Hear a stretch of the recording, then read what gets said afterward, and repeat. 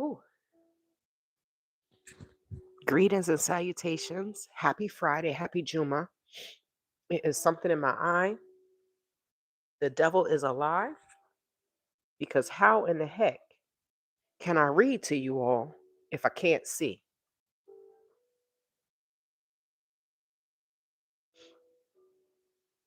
But happy Friday, everyone. Happy Friday.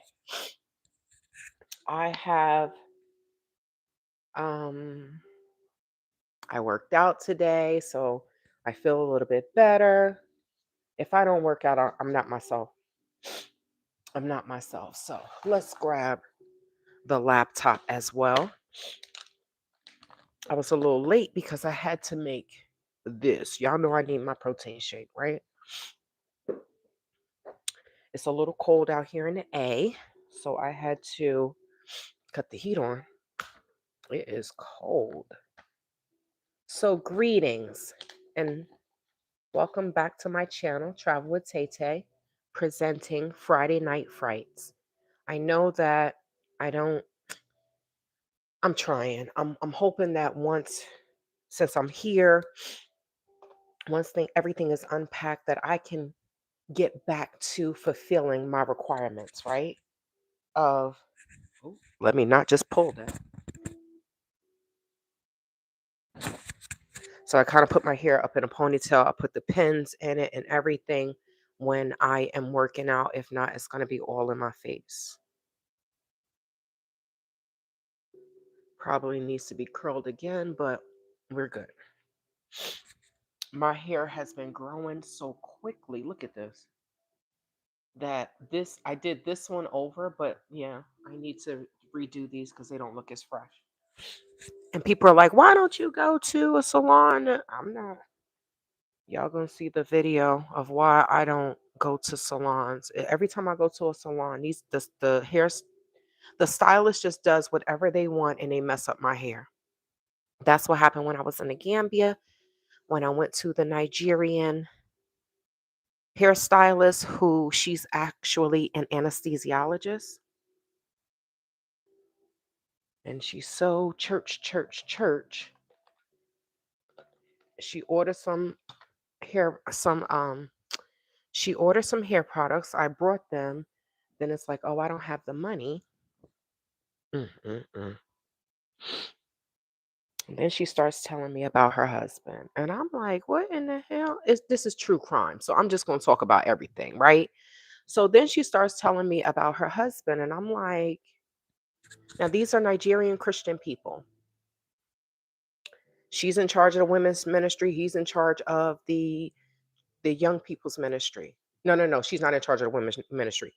The woman that he was having an affair with is in charge of the women's ministry. So, Lord Jesus, there was a meeting in front of the pastor, and the woman that the mistress was like, well, I'm not going to stop sleeping with him. This is what she told the pastor. I'm not going to stop sleeping with him. You know why? Because if it's not me, it's going to be someone else. So these people are in church. But long story short, all they were doing was doing twists like these, and they weren't wetting my hair, and my hair broke off. So for me, going to the Gambia 5 years ago was the worst mistake of my whole effing life. Y'all see all this weight on me? Somebody said, oh, you gain weight, you got a big back. Thank you. I don't need you to remind me of this because fitness is my life.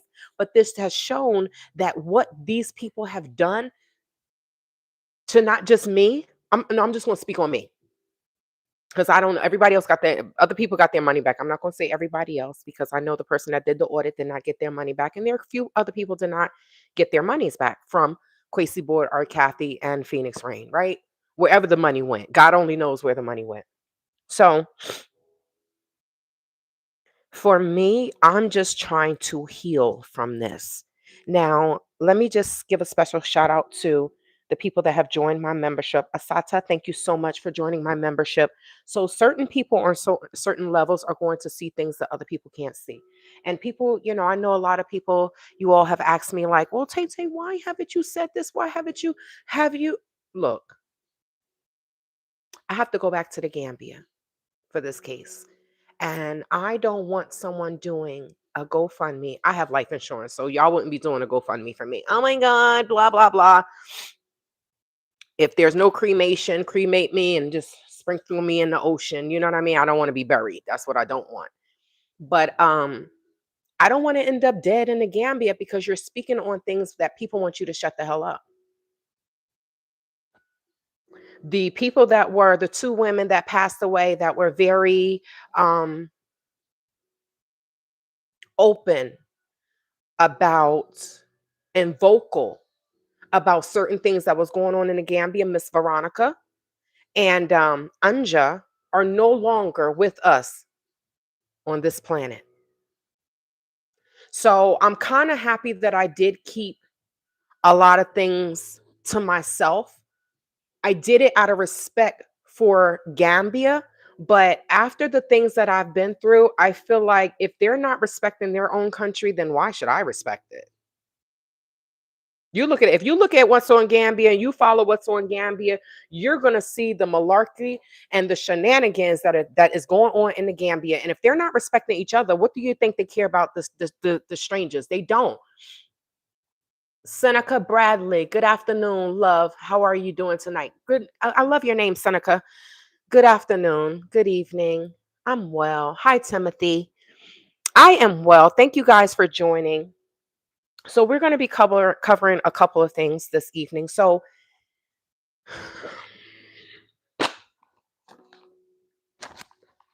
you see this?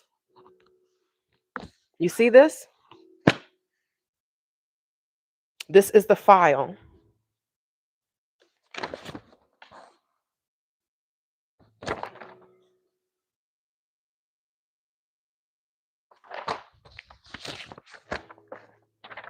This is the case file that's in the Gambia. You see? Shantae White, plaintiff. Can you see it? I can't see. I have it directly in front of the camera, right? So this is the case file. Now, will I be talking about things behind the scenes as far as the case and not as far as the case? Let me clear this up. Let me say this real quick. Because back in the day, guys, when I first shared just the first page of the filing, there was a lawyer that is Gambian that lives in America. And you know, I realize I don't know why people reach out. I don't know if it's, oh my God, I get to meet a YouTuber. I'm not famous, right? I'm not famous. So it's having that narcissistic um um demeanor or personality, thinking that, oh, you know, when I'm walking down the street, somebody like Jumma Tete, I'm like, hi, you know, it's kind of funny, right? I appreciate the followers, I appreciate the support. Um, but regular old Tay just showing how I eat, how I work out, how I travel, things like that. It's just like, it's humbling, is what I should say, right? So when someone reaches out to me and oh, because he wanted to buy the car, he didn't want to pay the money. I'm just like, Jesus, why? You're a lawyer in America and a lawyer in the Gambia. Why you got to try to take advantage of Tay Tay? But one of the things he said was, um, hold on. One of the things he said was, I think he commented under that picture and was like, try the case in, you know, basically let the courts try the case. Don't try the case in the public demeanor, in the public arena, right? And my dumb self was, I was stupid. I shouldn't say dumb, but I was ignorant and naive to really trying to trust people, right? um Even with the courts, even with my lawyers, even with the courts, just okay, like, if this is your profession, why would you try to screw me over?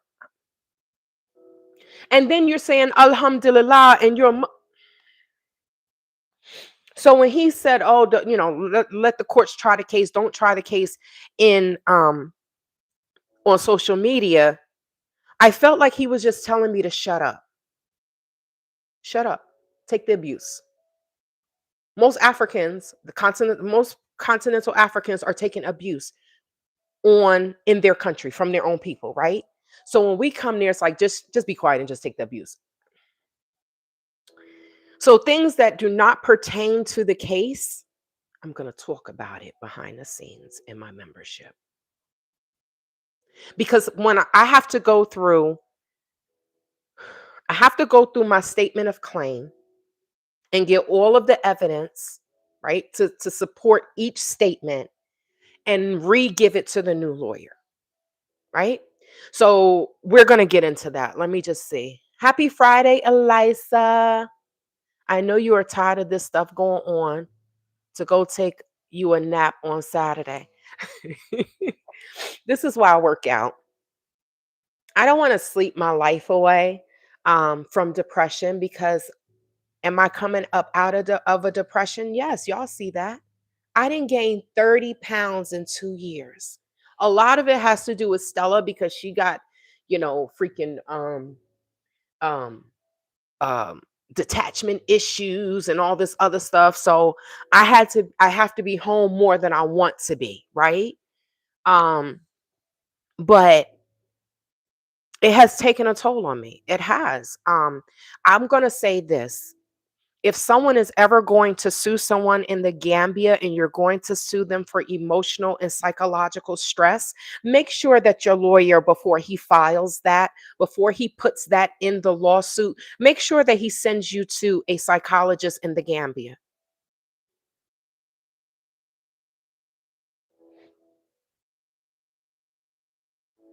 There's so much I want to say. There is so much I want to say, but I'm gonna stick to this. I also want to say I don't know if Lady Zena gonna pop in, if she's gonna pop in here. But I do want to say, Lady Zena, thank you so much. As I was going through my emails and things like that and typing in certain things, your email popped up. And I remember that you sent me some seeds. So I appreciate that. Now, what happened to the seeds, Juliet? Yeah, it's between Juliet and Spicy Tasty Vegan. It's just it's so unfortunate. Like, we all went to the Gambia. Okay, I'm not going to say all of us because the three people that are in that in the thumbnail, I'm not going to say that they went to the Gambia on some good stuff. I'm not going to say that. I don't know why, because none of them were financially stable enough to be in the Gambia, and that's why they scammed. So, man, I'm getting cold. But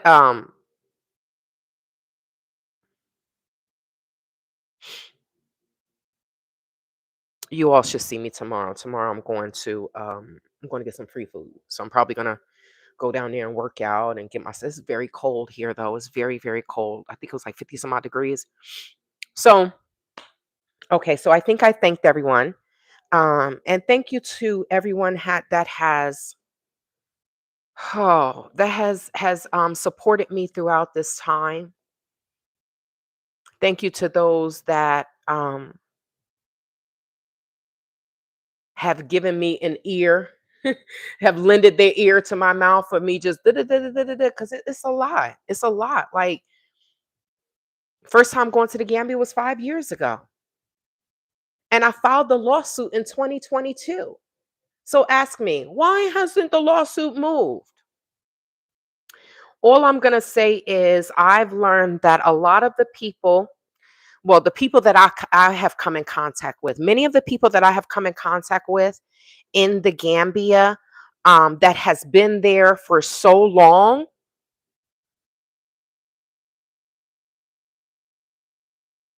will guide you wrong. Because Juliet is the one that introduced me to my first lawyer. So he got a car and I got nothing. And then I found out that, so with this lawsuit, with this new lawyer, like I said, he gave me 2.5 hours of his time.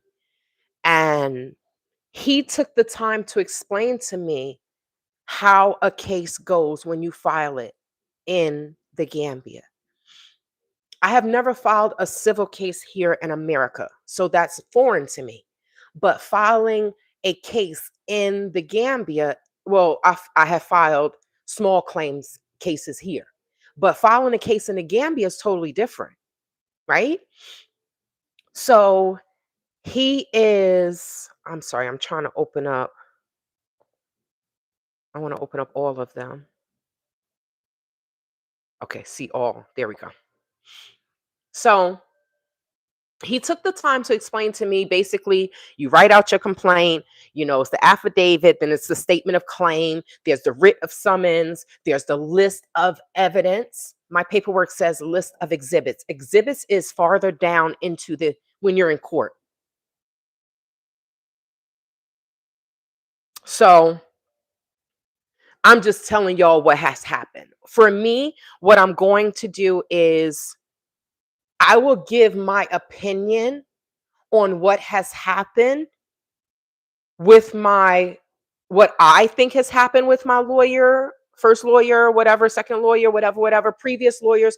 I will give that in the membership. I'll give that in the membership, you all, because like I said, I'm not trying to lose my life. Hi, Denise. I'm not trying to lose my life. Not in the Gambia. It is not worth it. So let's talk about the lawyer, right? And why I started a GoFundMe. Now,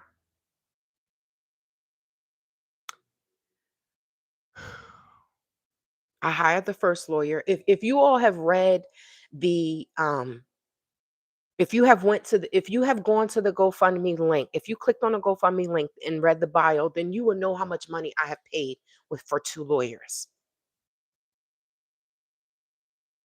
Now, if I went there on some rah rah y'all mother the way they see all African American women, if I would have went there on that or behaving like that, then guess what? Then I can say, you know what? Maybe that's why they treated me that way. No, we put lights in. When I say we, I'm talking about the subscribers that donated, whether you're a subscriber or not, and you donated to Each One Teach One Foundation when I was in the Gambia. We put lights in that village.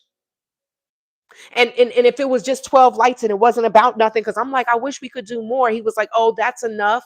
Blah, this is my first lawyer. Oh, that's enough. But then in the complaint that I wrote up to the General Legal Counsel in the Gambia, his response, and I'm going to read these. I'm going to read my complaint, my statement of complaint, for Kwesi's case. I'm going to read Kwesi's statement of defense. I'm going to read my complaint against my first lawyer. Thank you, Juliet and Adrienne Ryan, for nothing. Thank you. Because y'all just destroying people's lives. Come to the Gambia so you can lose your money and lose your life.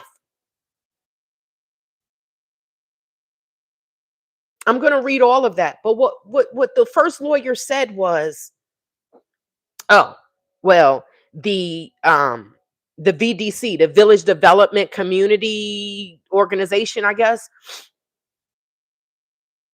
Oh, they turned down the lights. So if you say, I'm going to offer you 12 lights, solar panel lights, right? For a village that never had any lights. So when the lights go off, when the sun goes down, y'all just in the house, right? If it wasn't a big thing, you wouldn't have had this big hurrah, right? Or was that just for show? You never know with Gambians. You never know. So in his response, he literally said, oh, they turned it down because it was too low of a number. Well, why didn't you tell me that? Right? So my first lawyer got a car, okay? The car was worth 360,000 Dalasi. If you take 360,000 Dalasi and divide it by 50, that was the exchange rate, that was a $6,000 car. So he got a $6,000 car. He filed the lawsuit, but my new lawyer has to file amendments. My second lawyer told me that he has to file amendments.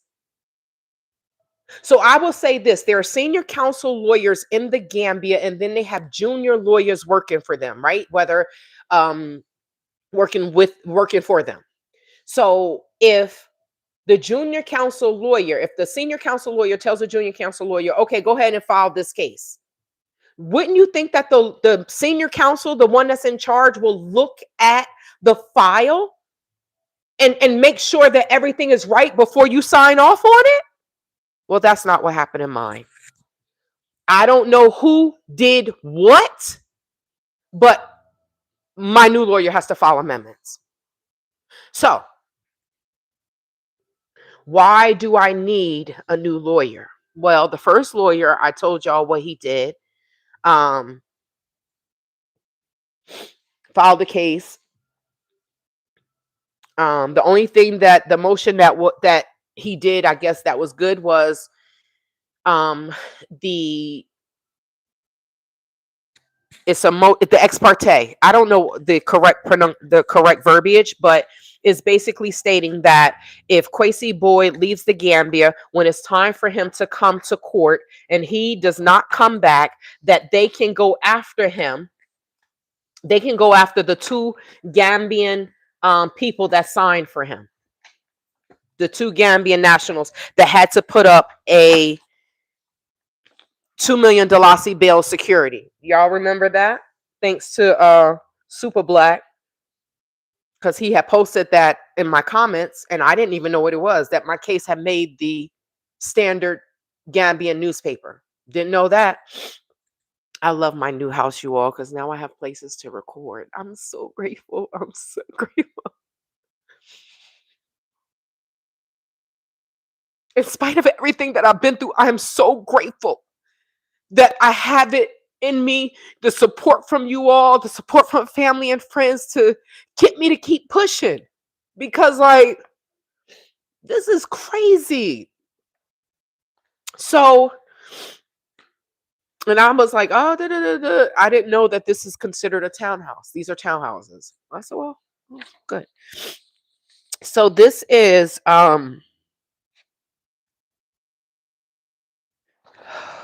what this is. Now, what's funny is I'm always out of the Gambia, right? I live here in America. But the fact that every time something goes on in court, the fact that Kwesi is never there, what does that say? Because I know that if it was me and someone brought a case against me and supposedly destroyed your business, one person can destroy your business. No, no, no. The detectives at Serious Crime said she wouldn't have had anything to say if what you said that you were selling is what you did. That young detective, and what happened? So this is my thing. There are some good Gambians that are doing their job. But I'm telling you, some of the people that are in high places, if you ain't giving them no punane, right? Marlang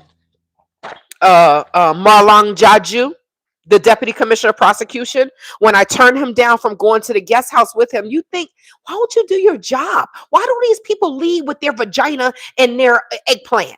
Why do they leave with smacks? Why? Is it a country full of prostitutes? I'm lost. I don't understand. So instead of you doing your job and maybe getting some punani in the end, I'm not. See, the thing is if they light skin and they think, oh, I got pretty eyes, she want me. Ninja. No, I don't. And when I told him no, what did he do? Oh, well, this is a civil case.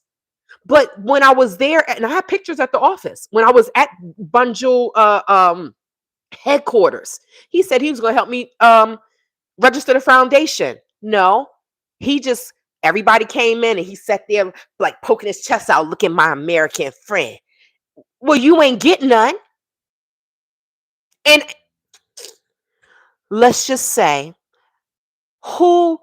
let me just ask this question, and it's rhetorical so I can answer it. Who introduced me to the Deputy Commissioner of Prosecution, Marlang Jaju, in the Gambia? Juliet Ryan and Adrian Ryan.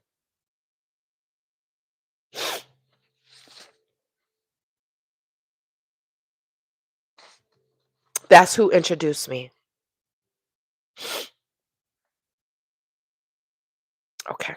So this is the only thing that this is as far as the case went. It says this is a ruling. So basically, my first lawyer, and if you want to know who my first lawyer is, just go back into the I think it's Yamana Dan Kunku, where we donated the lights to the village, and then you will see him. And his name, me buying the lights, he was there. When I bought the lights, I told you all, oh, this, he's going to be on the board, right? In his defense, his response to my complaint, I never sat on any board. Brother, I got the paper. What you signed it. But these people will lie right to your mother face. Lie right to your face. And then go say, Alhamdulillah. What? No wonder why the people that go to the Gambia, they're drinking, they are smoking weed, they are stressed the out, or they're overeating. And I know that for a fact. So this was the ruling basically stating that it is hereby ordered that the defendant to show cause why he should not provide sufficient security to satisfy the plaintiff's claim in the judgment that in the event that judgment may be passed against him. So basically, this is stating this case is hereby adjourned till July 26th. It's just been adjourned, adjourned, adjourned, adjourned. And supposedly that was by the courts, right? So I have my second lawyer, his assistant sent me a message that was like, what, the judge finger hurt? Something crazy in the email. I said, this is a joke. But I got this new lawyer. Like I said in the bio of the GoFundMe, I have faith that he will take this case across the finish line, no matter what happens. And this is what I said to him. It's not that I want to, it's not that, okay, no case, just like if you go and get surgery, nothing is guaranteed, right? You have to sign a consent that basically, hey, if you die on this operating table, it's not our fault, right? So nothing is guaranteed. But I just want someone that can take the evidence and try the case. And this is what I told the lawyer. Whether we are successful or not, I don't see us not being successful because every claim that every statement in that claim, I have evidence to back. That's why when the lawyer went to the courts and got a copy of the file and we're going through it, and I'm like, well, do you have this? He said, that's not in there. Where's the documentation showing that you invested $16,000? I said, that's not in there. I don't know what my first lawyer did. I know he lays down every afternoon because his blood pressure is so high. But I feel like maybe things would be better if he treated people better and he was honest. I don't know. I just can speak from my experience, right? So basically, the motion ex parte is supported in affidavit of paragraph 9, sworn to by Mama and Boj on July 22nd. So this is funny because this means that my lawyer didn't even go and do this. This is proof of exactly what I said, that they get the junior lawyers to go there and do things. And what? Thank you, Mama, because she must have did this right, But it's just amazing to me how people will sit there and lie in the response to a complaint. Shadow Black Tea was goody. Hi. It's amazing to me how people will sit there and lie in legal paperwork when these things can be proven. Now, it's been this next month will be a whole year since I filed a complaint against my former lawyer, my first lawyer, the one that Juliet and Adrian Ryan referred me to, the one that they said that he was the general legal counsel or general legal secretary to the president. Right? They're so, oh my God, what are they called? Titles. We got this, we have this diasporan, blah, blah, blah. It sounds good, but y'all ain't doing SHIT in the Gambia for each other. There's not, sit here and tell me that there's not a division between the Americans and the Black British. The Black British sit there and look at us like, it ain't our fault you got a stick stuck up your hind parts. And we just like, whatever, the world follows us. Yo, African American people, we are popping. Okay. And a lot of the women got the damn money. That's why they are prey. So,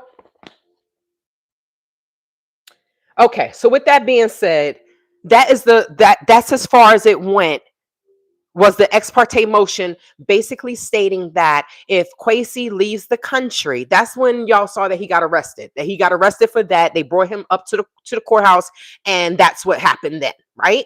So when we get to court and he has to come and testify and be in court, if Kwesi does not show up, then that's when they can go after the two women that put up $2 million bail security to bail him out. Okay. So that is from the Standard newspaper. That's what it said. $2 million bail security on American businessman. That's what that means. So, Shadow Black Tea,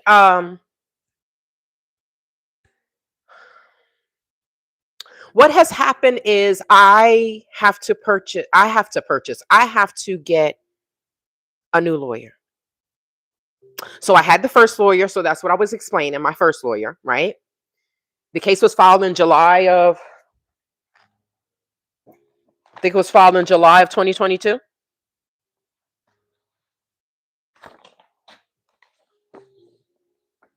August 25th of 2022. No, that's when Kwesi did his statement of defense. So let me see where mine is. Is this the statement of claim? Affidavit. Okay, so between May and August, this case was filed, is what I'm going to say. Okay. So I'm just trying to keep everything in order. Not that it matters, because the case file that I just showed you all does not have... What I'm going to say is the case file that I have, that I got from the first lawyer, right? I gave him all the evidence and this, that, and the third. The case file that I have, the original file that I have in my possession, is not the same file that the courts has. So what happens is, say you file a case against someone in the Gambia. It's the affidavit, the statement of claim. Then they do their affidavit for the defense, and then they do their statement of defense, right? Now, when you go to court, when you're filing this, if you say, "Hey, Kwesi boy scammed me out of $16,000," okay, then you got to show proof, right? It's not just you put the statement there. You have to show the evidence and then plead it. So when I say plead it, is basically, that's their verbiage, but you pleading your evidence is basically giving the courts the evidence. So it's like, okay, here's a statement, here's the evidence, and here's me pleading it to you, right? So now the court says, okay, I have this evidence. That is not what my lawyer did. So basically, in the eyes of the courts, in the eyes of the courts, it's like, okay, so she made this statement, she made these statements, and that's it. There's no evidence, there isn't this, there isn't that. So all of the adjournments, I have to say, thank you, God, that the case did not go anywhere, because then a lawyer would not have been, they wouldn't have wanted to take it. They'd be like, man, these people did all this. I don't want to touch that. That's what they'll say.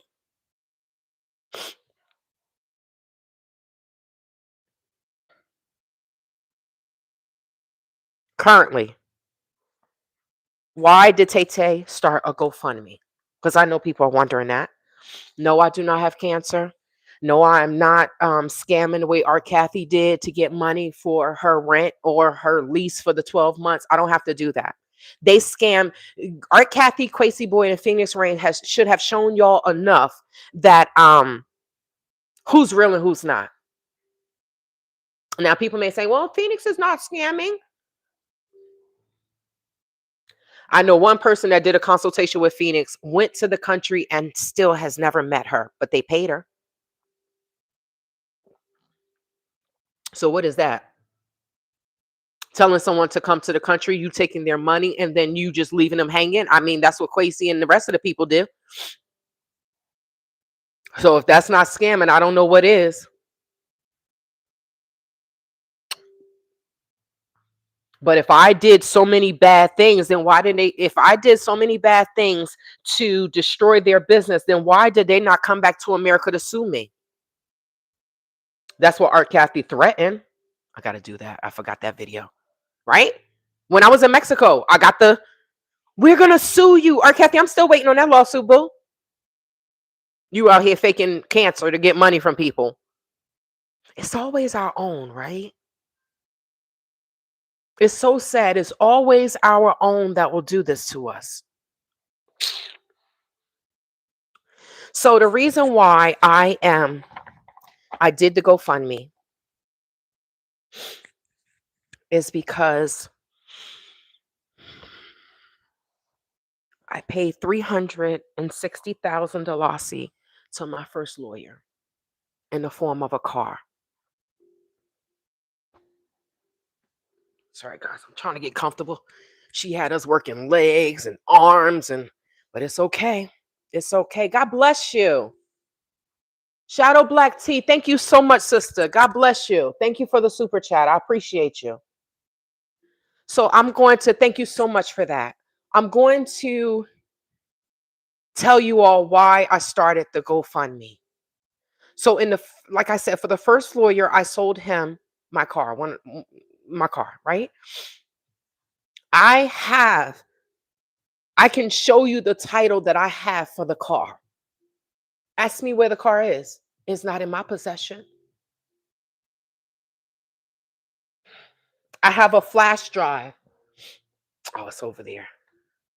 Where's that? I moved it out the way when I was working out. So I have a flash drive that came with the file, right? The flash drive has one video on it. That's not what I gave my lawyer. So he didn't give my second lawyer the evidence. And I have emails, my second lawyer saying, look, we chased after him. We tried to get this. We tried, right?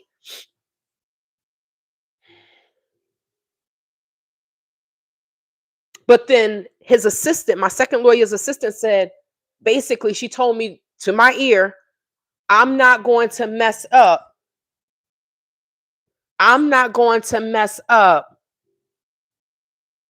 my standing in this country for one person.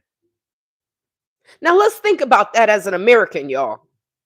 You hire a lawyer, you didn't got all this stuff happen to you in this country, and you hire a lawyer, and the assistant says, basically, girl, I ain't messing up my life for you, but you charged me $200,000.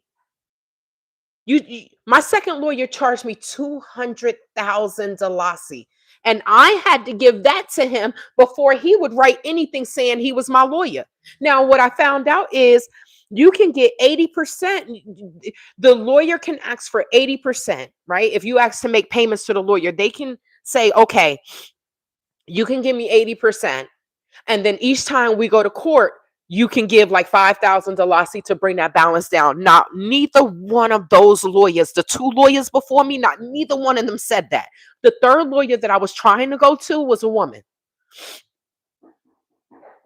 I have never talked to her on the phone. This woman is educated, one of the wealthy Gambians. I don't know what happened.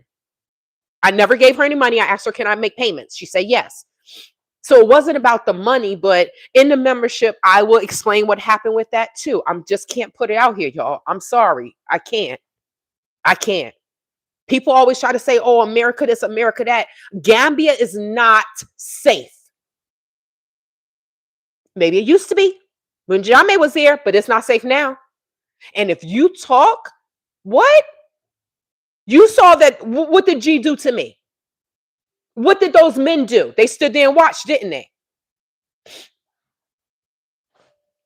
I swear, if I go back to the Gambia, I wish I had a bunch of goons like, we want to go to Africa. We got some money.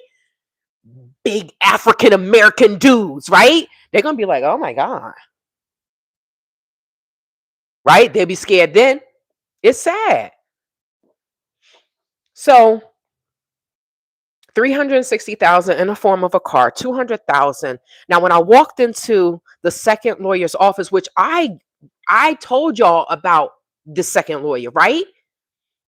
And a couple of Americans contacted him.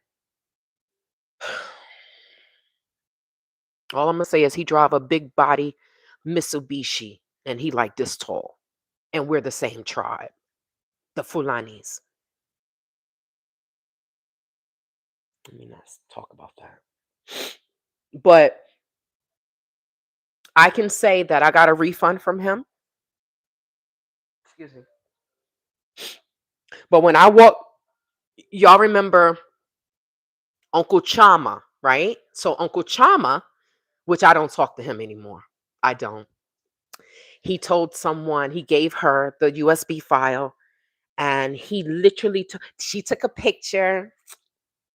Then he called, and they smiling and all nice and this, that, and the third. And guess what? The mailman put it in the wrong box. So it got to my house, and then I opened the thing and it's not there. So I contact the woman. I tell her, now it's 2 days later because I got informed delivery. So I'm thinking that the USB is in there. I'll get it. I'm doing Instacart on the weekend. I'll get it. It's a holiday. It wasn't there.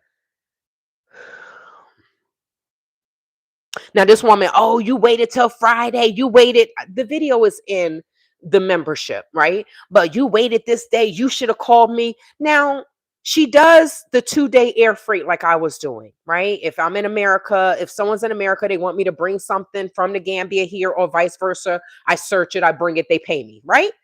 Now, so she was doing that. Now, if she's been doing this for so long, then she should know that it takes X amount of days, X amount of days has to pass before you could put a claim in.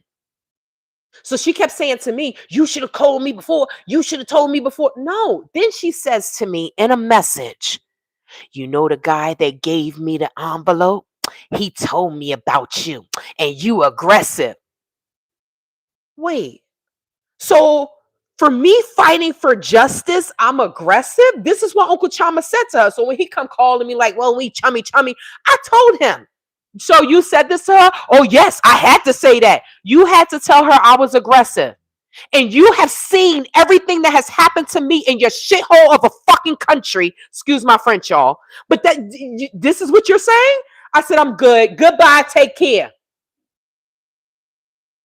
So even when you are nice to some of these people, they still don't give two doodles about you dead. Who is this? Well, if you knew that I lost 16,000, if you knew what I was talking about, then you would know why I'm being aggressive. Red, ready. Okay? So you have no idea exactly what I'm talking about, but whatever. I have a right to be aggressive right now. Did you lose $10,000 to lawyers? Did you lose $16,000 in an investment? No, because 9 times out of 10, you don't even have that money in your bank account. But thank you for commenting.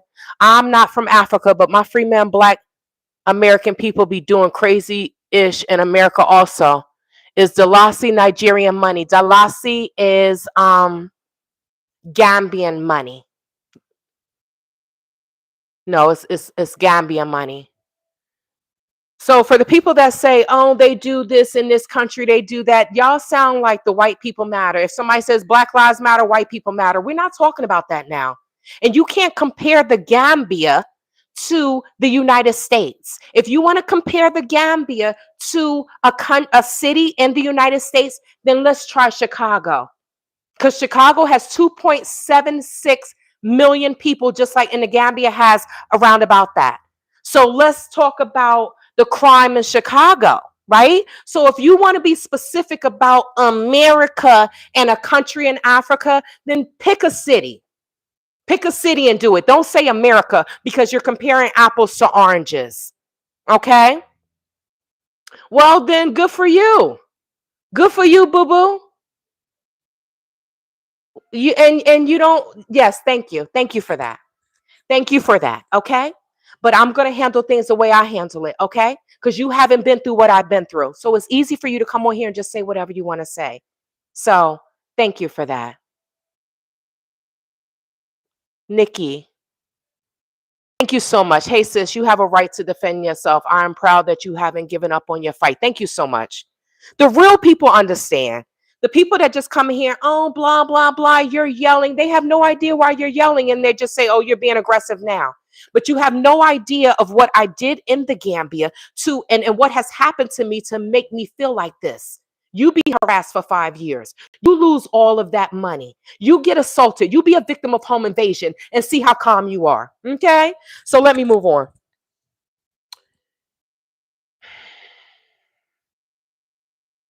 Eventually, I did get the USB. I contacted the complex. They put an email out. I thought it was just going already, bye bye. And come to find out that it wasn't. So I'm grateful for that. They did give it to me. So I ignore you the first time. So you say, that must be somebody that's offended. They don't want you to tell the truth. They like, shut up. Take that abuse and shut up. We are abusive here. We're abusing Africa too. Shut up. How dare you try to take up for yourself? Oh, yeah. Well, you know what? I'm going to address that. They always want to say the problem with the black community, but with the Latinas do that, right? The Jamaicans, the Haitians, the Italian women, the white women do that and they don't say anything. So whoever you are, thank you for that. But yeah, I'm about tired of you, so you can be put in timeout. I'm just going to ignore you. I don't have time for you. Deuces. We on some new chucking my deuces up. People always want to tell black women how to. I don't care if you're black. I don't care. We are two different people, and you haven't been through what I've been through. So yes. Oh, you aggressive now. So I know you were aggressive back then. You have no idea what I've been through in the Gambia. And I should have been more aggressive in the Gambia. I should have behaved the way the two bops behave. Two bops be like, get out of here. Don't leave. I mean, they call us two bops. Maybe I should have behaved like that. Maybe I wouldn't have went through what I went through. Because the people that okay, let me just leave that one alone. I'm gonna leave that one alone. So the reason why I'm doing the GoFundMe, I have pushed out $10,000 for two lawyers. Now my second lawyer charged me 200,000. Uncle Chama sent me to this lawyer. So we're sitting in the office. Of course, they'll call you, they'll talk to you in the beginning, this, that, and the third. And then, eventually they're just going to, once they get the money, they're gonna stop talking to you. That's just what it is. They just like whatever. They're gonna stop talking to you. So he gave Uncle Chama 10,000 Dalasi right in front of me. And he took it from the money that I gave him, the cash that I gave him, and handed it to Uncle Chama and looked me in my eyes and said, this has nothing to do with you. Stella, relax. Somebody must be walking their dog. He literally said, this has nothing to do with you. And I'm like, now, I'm not saying that he shouldn't have gave the man, you know, oh, you brought somebody to me. Okay, so we gonna bless you. Fine. But I told him doing it in front of me makes it looks very suspicious. It just doesn't look right, right? You could have waited until I left and gave him the money, but you gave him that money right in front of me. When it came down to it, I'm like, okay, it's been some time. You're not answering my messages. You're not doing this. You're not doing that. Like, what's going on? Oh, it's been adjourned. This man, I went in there. I told him, I said, okay, I want my file and I want a refund.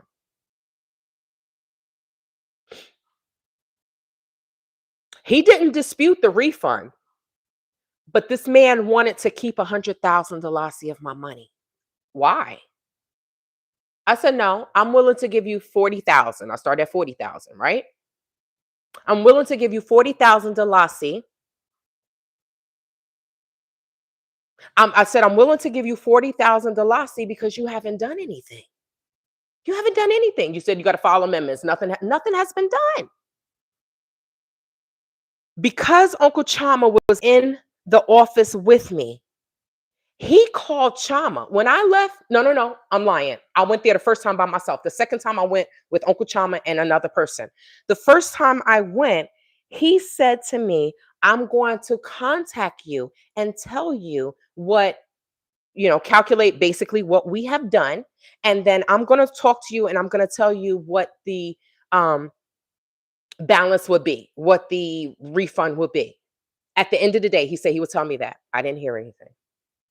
I wait another day. I didn't hear anything.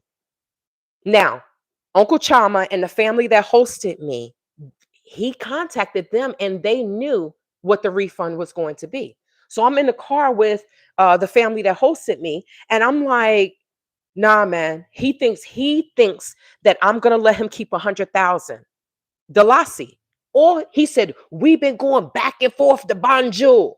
You want me to pay you 100,000, almost $2,000 just for you to go back and forth to Banjul when you got to go there and do that anyway?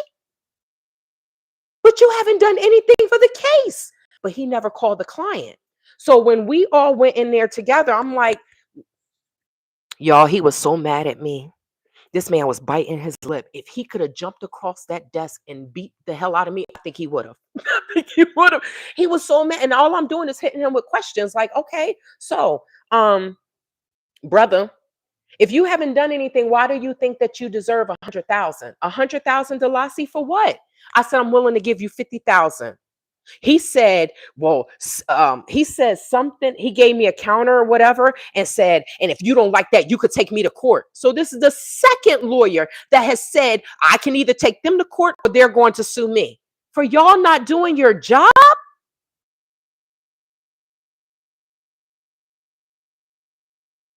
I went outside and I started recording. Next thing I know, Uncle Chama comes outside with the man that was hosting me, the family that was hosting me.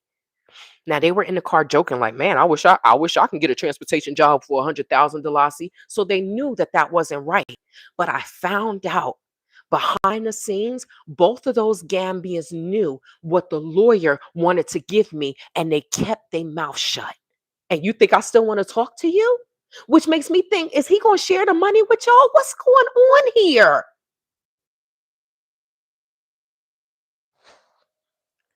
When I walked out and I started recording, I don't know what happened, but Chama said something to him in Deep Wolof that the man that was with us, he didn't know what was said. Now, Uncle Chama grew up around this lawyer. He was like, oh, he don't smoke, he don't drink. People think just because somebody don't smoke and drink that they're good people. They're good people that smoke and drink. Oh, he doesn't do anything. He blah, blah, blah. But then when all this stuff happened and I started talking to Uncle Chama about this lawyer, now he's like, oh, well, I don't know him like that.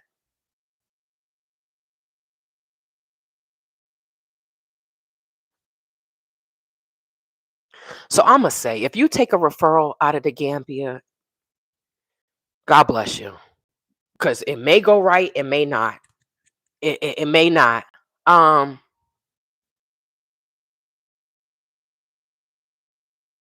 Thank you, Shadow Black Tea. I wasn't going to keep going back and forth with her. I just blocked her. Because as a black woman, if you don't understand that everybody always want to say we're aggressive anytime we show any emotion, what are we, robots? So Spanish women can say, I'll cut you.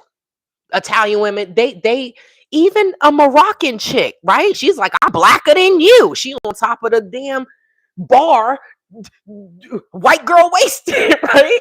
But no one ever judges them. But you let one black person, black woman raise their voice or show any emotion, and it's a problem. I don't care what they say, because this is my thing. For me to go through what I went through, I lost 16,000, but I was still in the country. So can you guess how much money I lost altogether? Because I wasn't producing anything. So I'm just pushing out money, pushing out money, pushing out money, trying to get my money back. And then I'm dealing with devils that are just like, oh, well, whatever. We just gonna take our money and then we gonna go sleep good at night. Ain't no rest for the wicked. No rest for the wicked. It shouldn't be any rest for the wicked. Um, Mickey Lee says, as an American black woman myself, I find that whenever I speak about something with passion, I'm told it is aggressive. I feel that's just how people do us to try to solace us. Thank you, sister. Thank you, sister. And I just got a chance to read what you said. Yeah. We can't show emotion. Unfortunately, black women, we are the most unprotected species on the planet.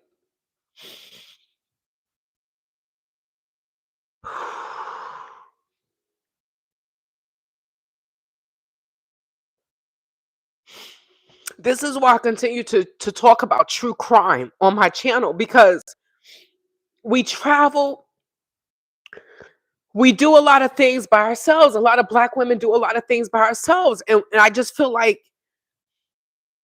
we need to know what's out there and what people can do to us, right? I think that many of us may know, but we may not fully be aware. Some people don't watch true crime. I watch true crime. I just need to know what's going on.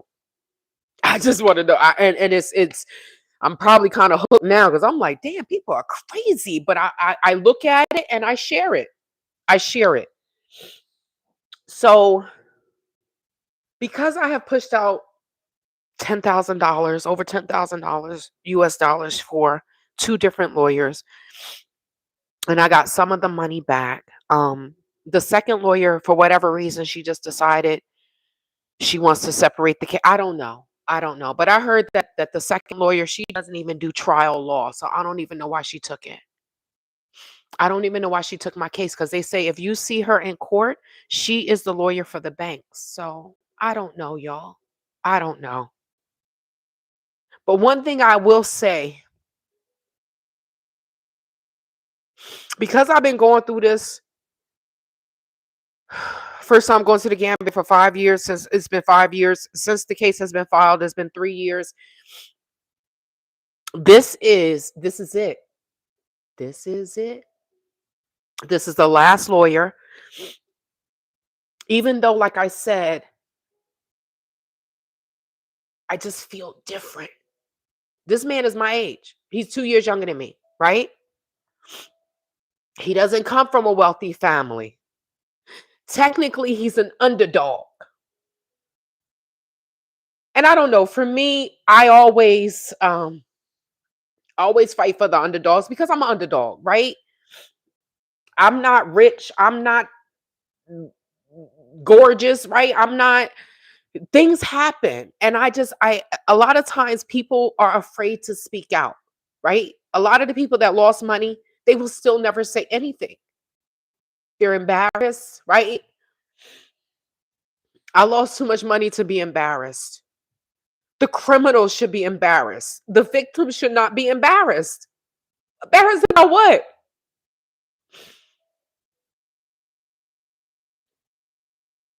Supporting our own people, embarrassed about, oh, I don't support the black man, y'all don't support each other. We supported each other to the point where 65 of us put over at least 150,000 US dollars into the black man bank account. And what did we get in return?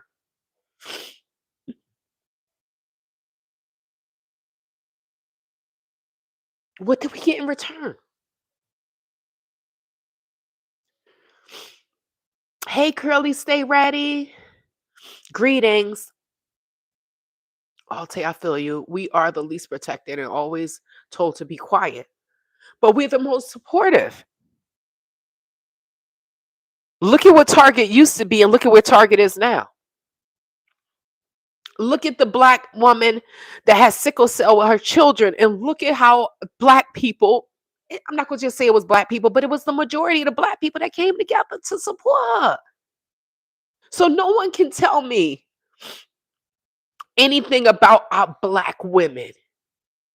We are strong, but should we have to be strong besides being mentally strong? No. We're women. Who else just wants to be a woman and be in their woman's place? They don't want to be a protector. A woman shouldn't have to be their own protector. But how many black women don't know who to call when our black men are after us? How many people are unalived by black men? Somebody that they loved. So I appreciate you all. And if you are a black woman like me, shout out to you. Shout out to you. And keep speaking up, right? And speak up for the underdogs. Don't put yourself in danger, but speak up for the underdogs. So it humbles me because y'all see, I don't be on here asking y'all for money. I don't, I'm good with my money. I handle my money properly. So I don't want to get on here and, oh, my husband did this. I'm not gonna go there. Being messy.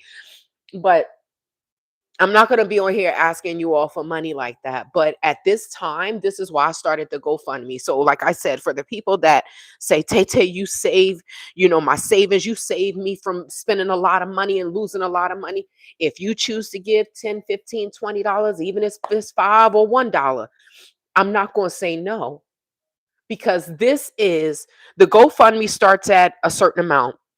But the total that he's charging me is 200,000 Dalasi. Now, 200,000 Dalasi, X amount of years ago, 5 years ago, 200,000 Dalasi divided by 50 is 4,000, right? But unfortunately, or fortunately for us, for the Americans, or anybody that is a non-Gambian and coming with a different group of money, a different what do you call it? Um Dang, I can't even think about it. But something money that's different from Dalasi. If you're coming in with US dollars or euro or whatever, the Dalasi has fallen. So now the Dalasi is between 70 $72 per one US dollar, right? So you take 200,000 Dalasi and you divide it by 70, and that is $2,857. So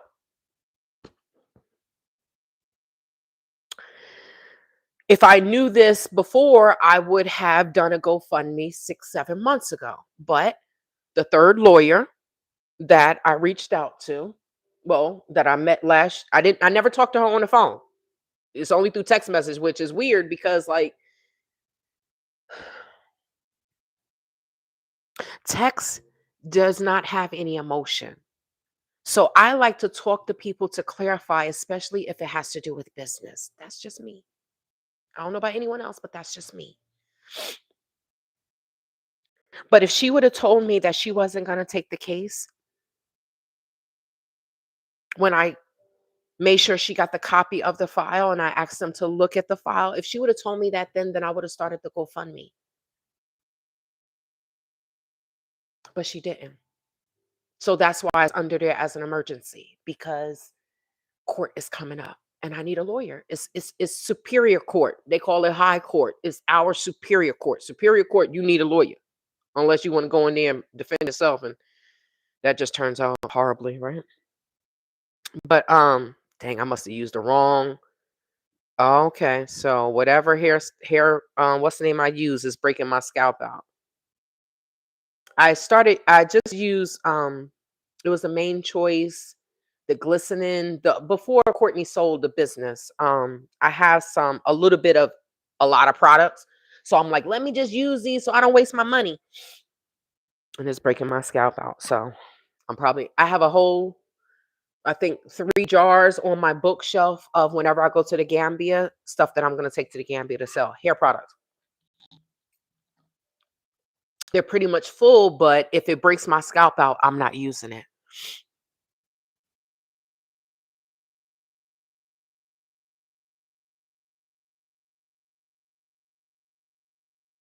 We need a form. We wait, exactly. We need to form some kind of sisterhood support system. We do. But I'm not gonna lie, we do somewhat have this with YouTube. It's just not personal, right? So if there are any readers out there that y'all love to read, if you start a book club, I'm joining. I'm joining.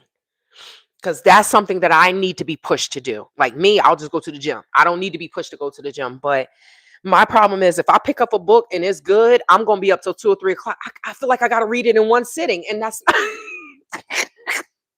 that's not how it works. But some, I'm like, I need to see the end. But that's just the way my brain works. I can't keep watching a series. I need to see from the beginning to the end, and it goes on about his business. All right, now it's done. That's just how my brain works. I told y'all I feel like I'm a little autistic. Why can't black women keep a man asking for a friend? Wow,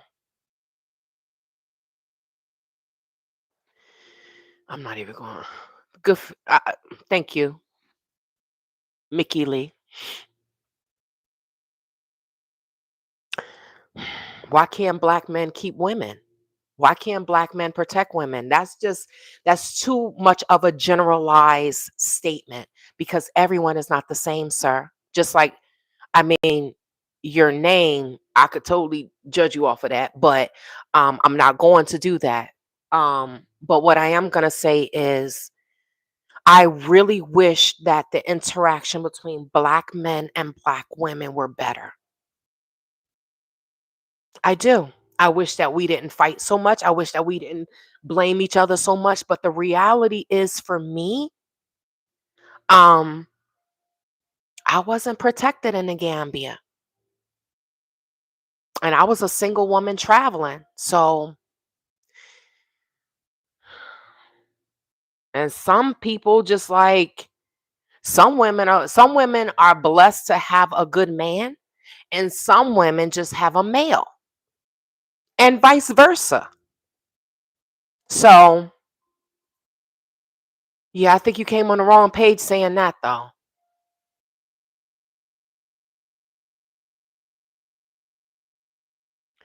Um, That's a lie. I am married to my wonderful husband of 10 years. Most of my friends have been married for over 20 years, so stop with the lies.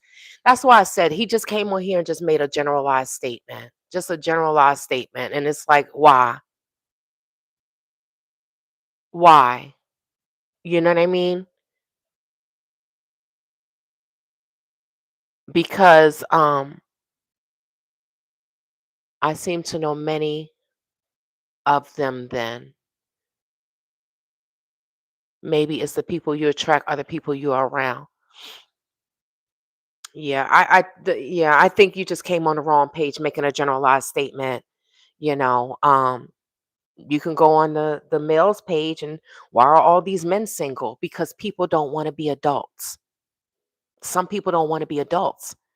Some men want women to take care of them. Some women don't want to do anything. So you can't make that generalized statement. Are you married? Can you keep a woman?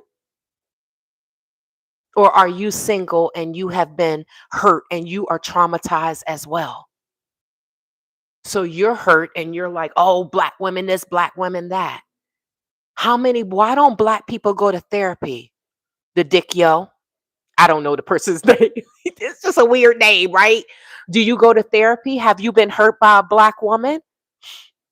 That's why you come on here and say that. Nothing about anything else I've been talking about. I just feel like there are too many broken adults walking around here and nobody wants to get therapy.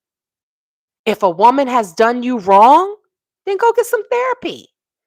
It's nothing wrong with it. Boris Kojo said when he met Nicole Ari Parker, he started going to therapy. So their joke is, oh my God, I met her and she sent me to therapy. But no, why did he go to therapy? He said because he knew that he needed some healing. I mean, he's Ghanaian and his mom is German, right? So, but he said he wanted to make sure that he didn't mess up that relationship. So he went to therapy to make sure whatever was wrong, he got some healing from it. So why don't we ask that question, the real dick yo mama? I don't know what the heck that name is. Why don't we go to therapy? Why don't black men and black women go to therapy? Because I mean, we all have post-traumatic slave disorder, right? Even the ones, many of us didn't grow up in the best household. So how about that? If you're going to come and bring something to the table, then bring something of sustenance. Okay? All right. Hey, Grace.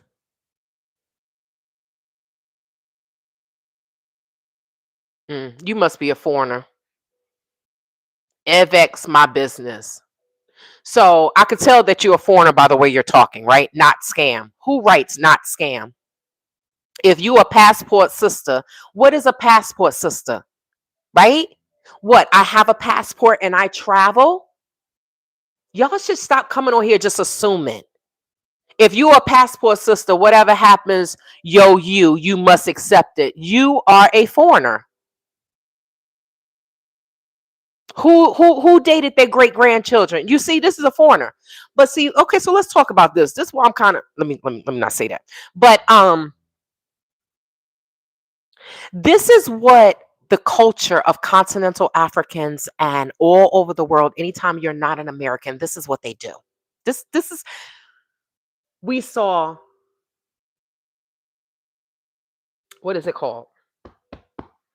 Stella got a groove back, right? We saw that. Crap, I left it way over there. We saw Stella got her groove back, right? Which was basically um Schmeck's tourism. You coming in? You ate all your food? Let me just feed Stella a little bit more, y'all. So we call that Schmeck's tourism, right? So while we're talking about this, since we got to this, because continental Africans or foreigners always want to say, you this, y'all coming here and dating the young people and this, that, and the third. But honestly, that's what many countries do.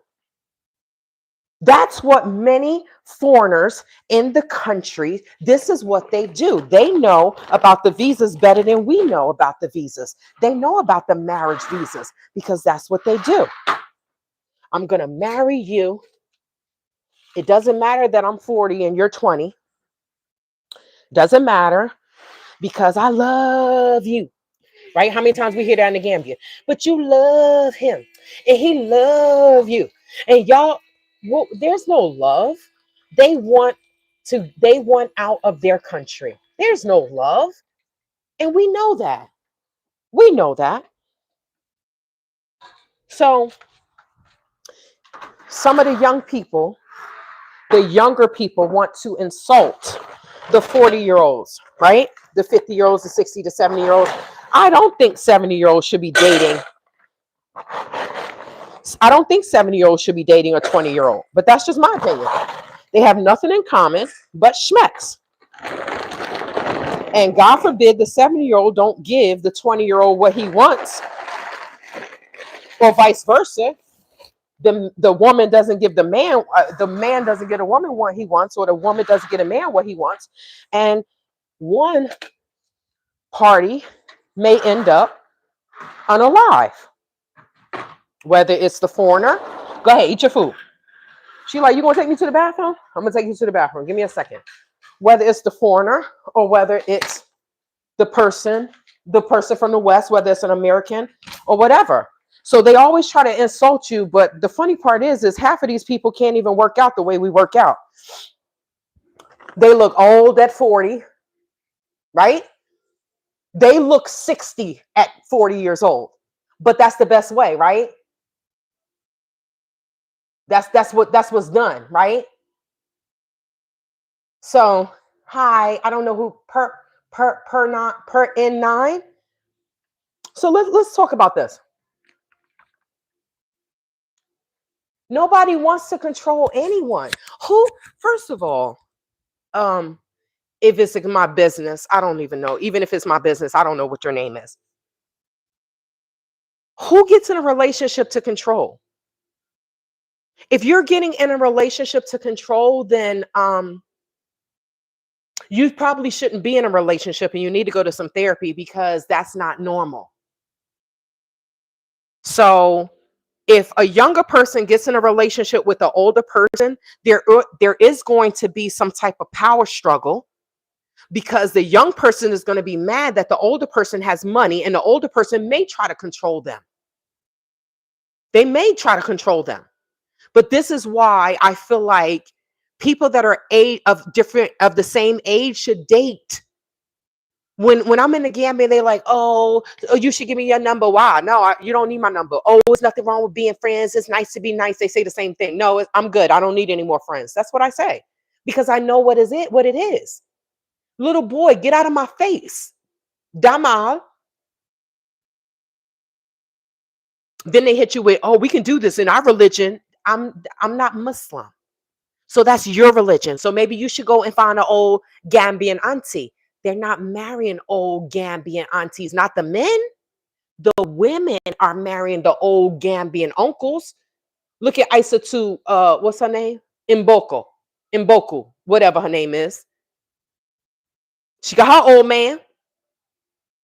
Now she in the UK and you don't get someone your age. This is what they're taught. So I feel like young people should stay with young people, older people should stay with older people because what happens?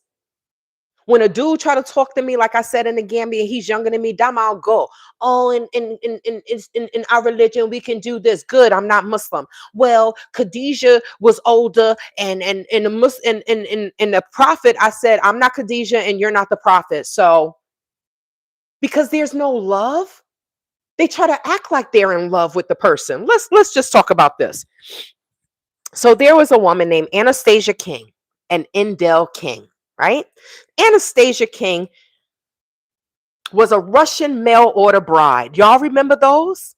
You remember that? A Russian mail order bride. This is what we used to hear of what wealthy older white men used to do. But now the black people have found out, oh, I can go to Africa, I can go to Jamaica, I can go to South America, and I can get me a little young thing.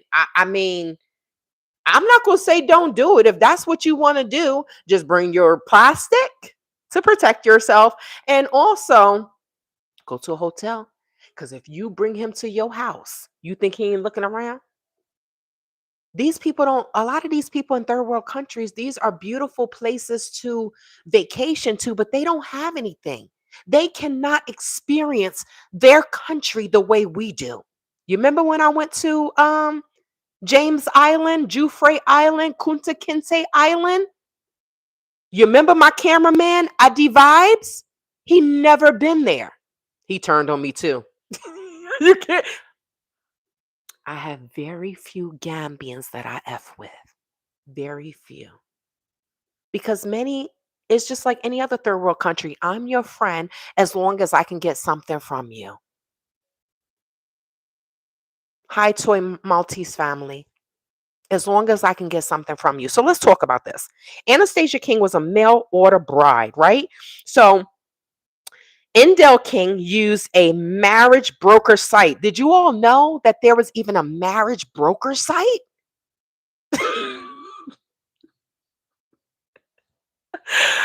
Oh my God, there is a marriage broker site. So the crazy thing is there's a Gambian that used my 2-day service, my 2-day air freight. He married a 60-year-old woman. He refused to have sex with her before he left the gate. He he used the fact that she wanted him to get to America. Then he gets here and like, oh my God, she broke. She has 5 children. Her children don't help her out. Her children didn't help her to lose the house. Now, what disturbed me is the last time I was in the Gambia, like I said in my last live, I met his wife and child. But he told her that he was single. But he did tell her, well, in my religion, I can have 2 wives. She didn't know that she was the second wife. She still probably doesn't know.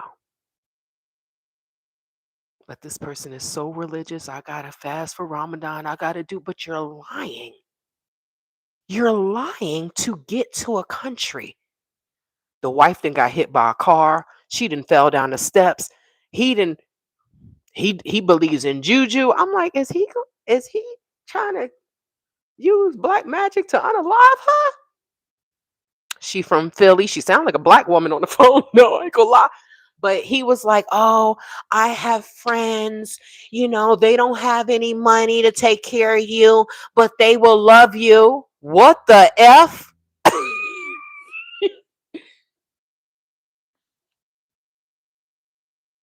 Is that a man? So I'm supposed to, oh my God, I'm going to use this marriage broker site to bring a man to the Gambia. I mean, to America so I can have me a husband and I'm going to pay for everything. And he doesn't have a job and he doesn't have any money, but he can love me. In the words of Tina Turner, what's love got to do with it? Because come on now. But I guess they find these desperate Debbies. I think I've been hurt so much that I'm okay with being by myself. I'm at my best physically, fitness wise. I wasn't blessed like Shadow Black T or Mickey Lee to have a husband that's for 20 years, 30 years, and y'all still going strong. May God bless y'all union. Whoever is listening to this, if you're married, I don't care if you've been married for one day or 30, 40 years. I pray that God blesses your union and that you all continue to thrive, continue to love each other, continue to communicate, continue to be a partner. Because everybody doesn't get that opportunity. Do I cry? Oh, I don't have a husband. I don't give a goddamn. Maybe that's my trauma, but I don't care. If he hasn't come, if he comes, he comes. If he doesn't, he doesn't. One thing I'm not going to do is what so many of our 20-some-year-old women do. Oh my God, I'm supposed to be married by now. I'm not married. And then they go and marry someone, and it's the worst thing that they ever did because they settled. So don't settle. These men will say everything about single women, but they're single too. The crazy part is that all of the people in the diaspora can give money to scammers to build their homes in Africa, but act funny when it's time to support you when you're holding these scammers' account.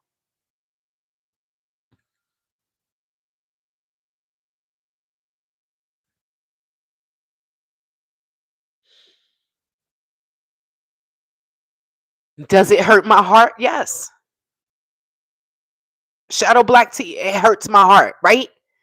Not even the fact that they don't want to help me with the GoFundMe or the legal fees or whatever, but the fact that there are black men that are in the Gambia that are like, we don't want to get involved because, y'all gonna go back to these dudes. Not one time that I asked for help with my D. Not one time that I asked for help with my ex, right? I got the evidence. I went to the courts and he is being prosecuted. You think I care? Some of the women like, oh my God, you're doing that? Well, what the hell? I'm supposed to just let this happen and just say, oh, he loved me. I don't understand that type of thinking. But the fact that the people that were in the Gambia, whether they got their monies back or not, the fact that they would not stand with me, that is why I speak the way I speak. There's no unity in the Gambia. There may be unity between a few people, but there's no unity in the Gambia.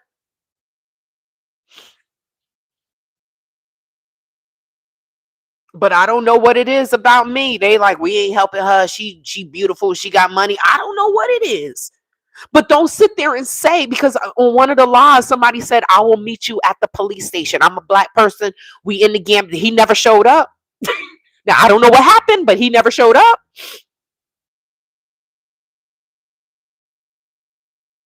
Because ain't no way, shape, or form. When all these people were in the Gambia and they needed assistance, I was the dummy out there helping. I was the dummy. But maybe that's why I'm so blessed in life, right? Because I do give, even though What's given back to me may be a little effed up, right? They're like, oh, well, whatever. We just gonna take us. I don't care, right? I mean, I'm not gonna say I don't care. It's nothing I can do about that. When I give out the kindness of my heart. I give as a cheerful giver. So it's given back to me. Pressed down, shaken down, runneth over. I don't know if I said that right, but it's given back to me. So I am blessed and I'm grateful for that.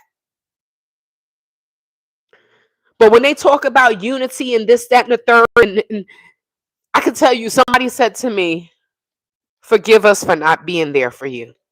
And I appreciate her for saying that. But when people talk, oh, come back to the Africa, Black set, all these big YouTubers in the Gambia, and it's like, for what? To get beat, to get robbed, to get assaulted, to lose your money, and for everybody to keep their mouth shut? That's not unity. The same way Black people are behaving against each other in America is the same thing that's happening in the Gambia.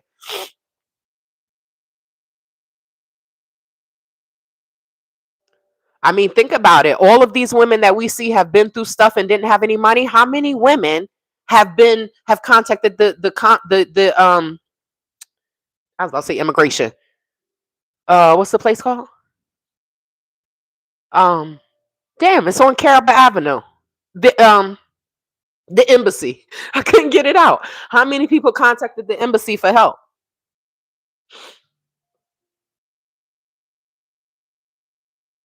All I saw was I don't know what it was. I really don't know what it was. I just know when I first got to the Gambia,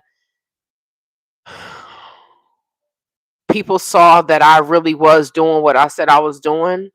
And I don't know if they saw, oh, Tati got money. I'm not going anywhere broke.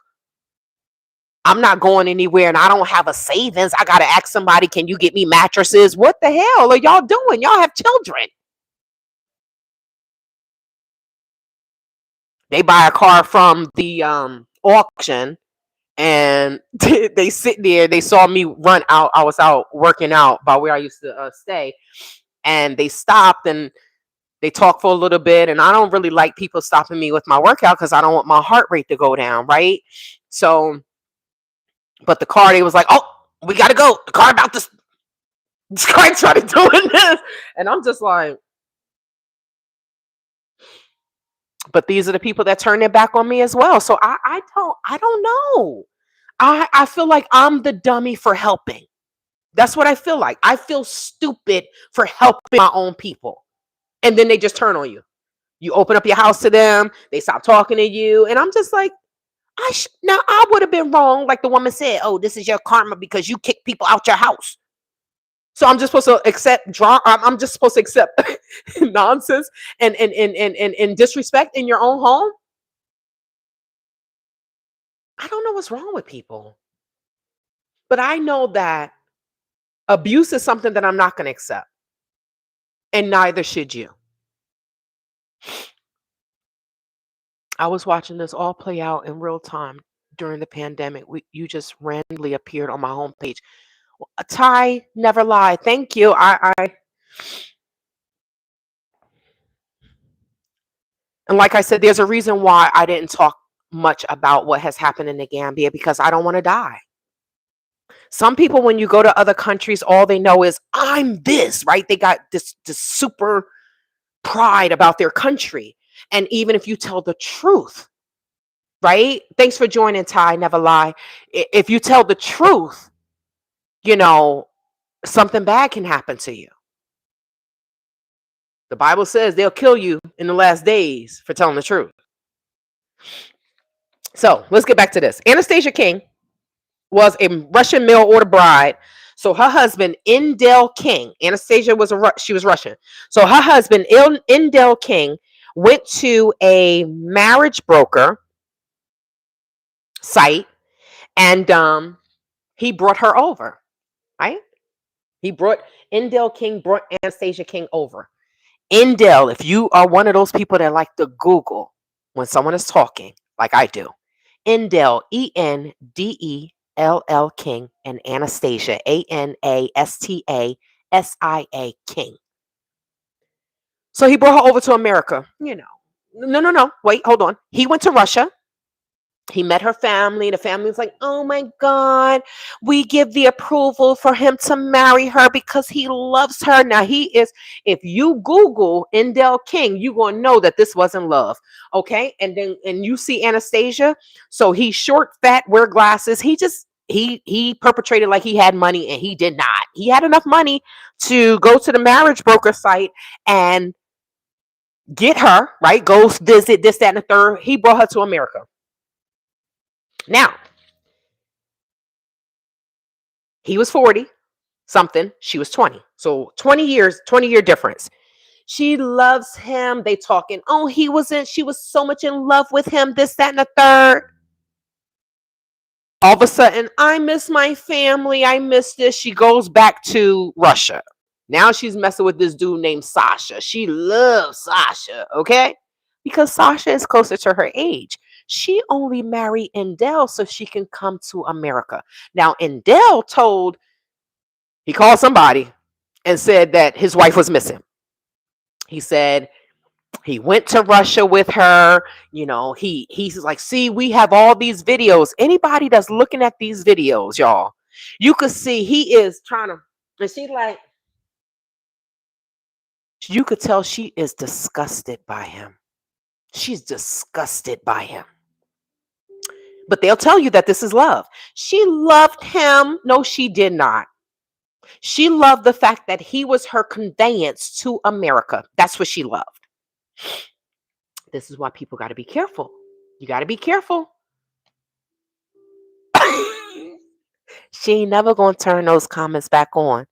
Did you know that she just did a GoFundMe in May saying that she got cancer, stage 4 cancer, colon, and then it was some type of cancer, and then it spread to her colon, and within a month she was healed?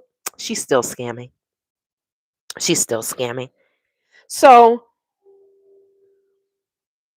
once she got to America, she realized the man that she married, I mean, she knew it, but I guess living with him, she realized she married an old, fat white man that wasn't wealthy, even though he told her family he's wealthy. And this is the thing. This is how so many 60-year-old men are getting these 20-year-old women, 50, 60-year-old men are getting these 20-year-old women in the Gambia because they're going to speak to the misogynistic fathers and the misogynistic males in the country that have no respect for the women. And then they come with like $300, right, Nigel? Nigel bought a 26-year-old, married a 26-year-old, and paid $300 to the family. That's a lot of money to them. Oh my God. He about to give me $15,000 for my child? Your child is only worth $300? He took her to the hotel, kept her there for 7 days, did whatever he wanted to do to her. And then, if you know Africans, they eat with their hands, especially the ones that are in the village. They're not using spoons and stuff. They're eating with their hands. The women, especially the women. So she's eating with her hands at Tamala.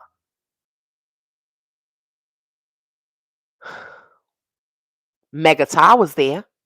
Megatai was at Tamala with Niger, with the young girl, and he said that he had to say something to Niger because Niger was going off on this young girl. This girl could have been your daughter. Why? Said she was eating a steak and she's stabbing a plate.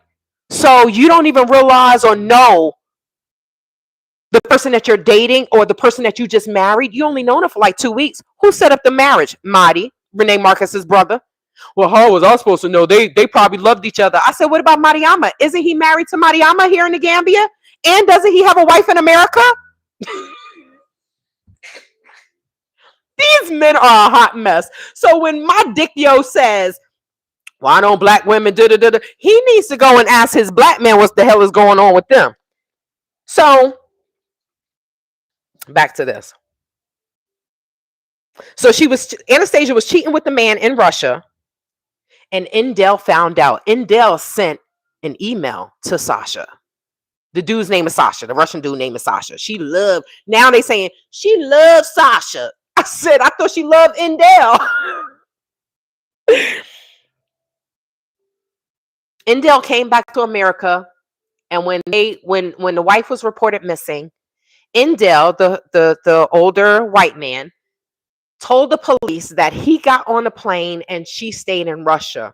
I said, I know that's a lie. A foreigner is going to pass up the opportunity to come back to America. That's a lie. So this was before 9/11.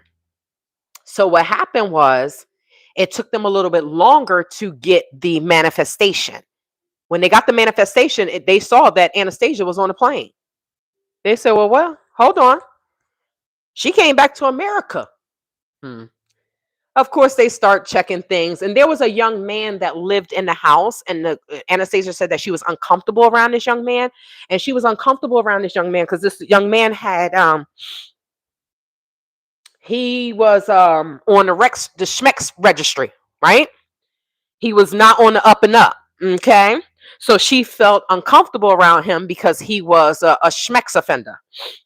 So what Indell did was Indell told the guy, well, Anastasia doesn't want you here because you're a Schmex offender. She doesn't feel comfortable. So if you help me, we can unalive her.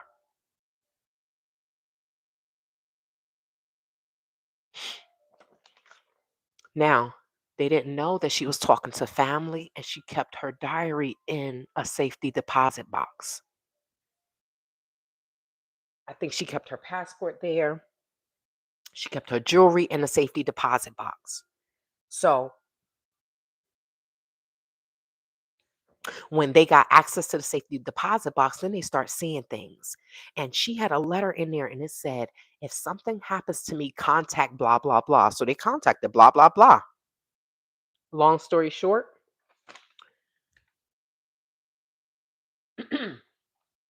he asked her to come down to the basement when she got back to the house. Indell asked her to come down to the basement. Oh, I have something for you, something that you've been asking for.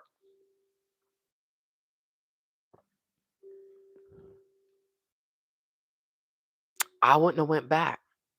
Her friend said, come live with me, but she was here on a certain type of visa, right? So I wouldn't have cared. I would have looked for somebody else to marry, but she went back. And because I guess she wanted something nice and she believed that he bought her something she wanted, I would have said, it's okay. I would have never came back to the house. I would have went and stayed with my friend. Immigration would have had to come looking for me.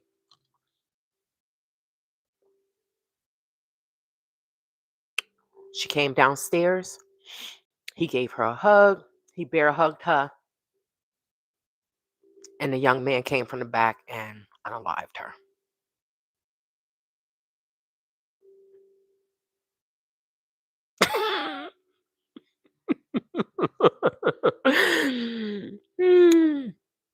Let him keep looking.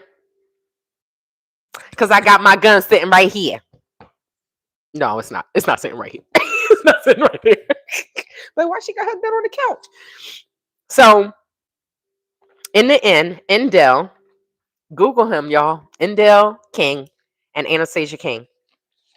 Indell King and the guy, his roommate, got over 20 years, or got over 2 decades each. Now, it's been an hour and a half. I'm going to give you one more story. So I think I did cover why I'm doing the GoFundMe, right? So thank you so much, Shadow Black T. I appreciate you for the super chat. And to anyone that is going to donate to the GoFundMe, I appreciate you. I do. If y'all see Tay Tay out here on the corner looking for it, that's because I need money for my legal fees. Okay. Crisscross applesauce. All right. Now, this one is crazy. This one is absolutely crazy.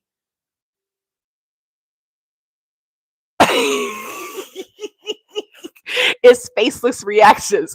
They think that they're in my damn window. People be tripping, y'all. People be tripping. I don't know what kind of drugs they on. Okay, so now this one is crazy. Someone told me about this, which made me look it up.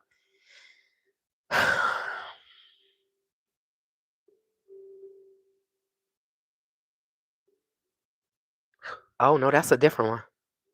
Let me tell you about this one. Let me tell you about this one. Okay. The last one is going to be a woman from Africa. That's the last one. I'm going to say the best for last. So there is okay. So the person name is Rosalina and Agapito. Rosalina Edmondson and Agapito Dugeno. Dugeno. Agapito. Agapito. So Rosalina was okay. So let me see. Rosalina was a little crazy. Rosalina was from the Philippines, right? I keep telling y'all. Now I didn't give you a Russian one that was unalive by her American husband. Now this one is Filipino. Rosalina meets a guy. Oh my God, I'm so in love with him. Of course, he's older than her, right? And so she married this guy. Okay, so let me get this. Let me get it straight. So you know how people in the military, they go overseas and they're in the Philippines and they have a little, I guess whatever their job is, they just, what do they call it? The leave, right? They're on leave or whatever, or they're in the Philippines and whatever, they're on location, and they just have a little fling with someone, and they're telling the woman from the country, I love you, you're gonna be my wife, this, that, and the third. Well, Rosalina believed it. Rosalina found her way to America and knocked on the Navy guy's door. He's like, B, my wife in here. What you doing here? What happens? So now she's like, oh my God, I'm here on a 90-day fiance visa. I gotta find me a husband. Okay, so now she's in the search for a husband. She finds this old dude. And of course, no. She's walking down the street and a Filipino family saw her and they're like, oh, you could come and live with us. Right? Okay, because their people come and help each other. They come and help each other. I don't know why we're not doing that in the Gambia. Shout out to the people that are. But so they welcome her into their home. You could come and you could stay here. We're going to introduce you to our best, most eligible bachelor, which was an old dude that had $8,000 in his bank account. Rosalina is young. Rosalina is looking for the come up. Okay?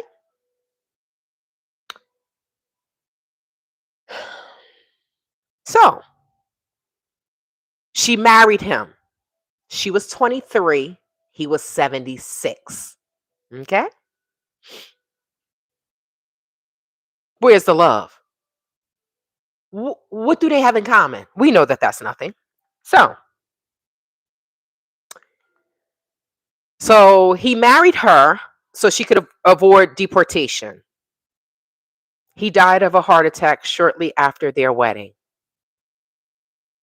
A death that was not initially treated as a homicide, but added to the suspicious circumstances surrounding Rosalina's life. So her first her husband, this was her second husband. I guess she got married in the Philippines, but this is her second husband. Her second husband was Filipino and American, 76. She was 23. She married him. He died of a heart attack after the wedding. So now, okay, she got a house. She has, he owned his home, so she got a house, but she only has $8,000. So now she doesn't have any money to take care of herself. Oh, Rosalina got to look for another husband. Rosalina.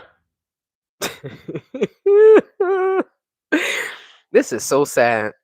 So Rosalina later became a caretaker for another man, another older man. His name is Robert C. Erickson, who also died and left her a house. Rosalina was the Filipino Black Widow. Ultimately, Rosalina Edmondson was found guilty of first-degree murder in the killing of her third husband, Bill Edmondson. Yes, she married someone after Robert. After Robert passed away, she married someone. And why was she convicted? Because she convinced her ex-boyfriend. So she had an ex-boyfriend that she absolutely loved because they were compatible in the bedroom and in the bedroom only, but he was abusive. Okay. So he beat whatever happened the last time, he ended up in prison for X amount of years. So she's like, oh, okay, I'm away from him.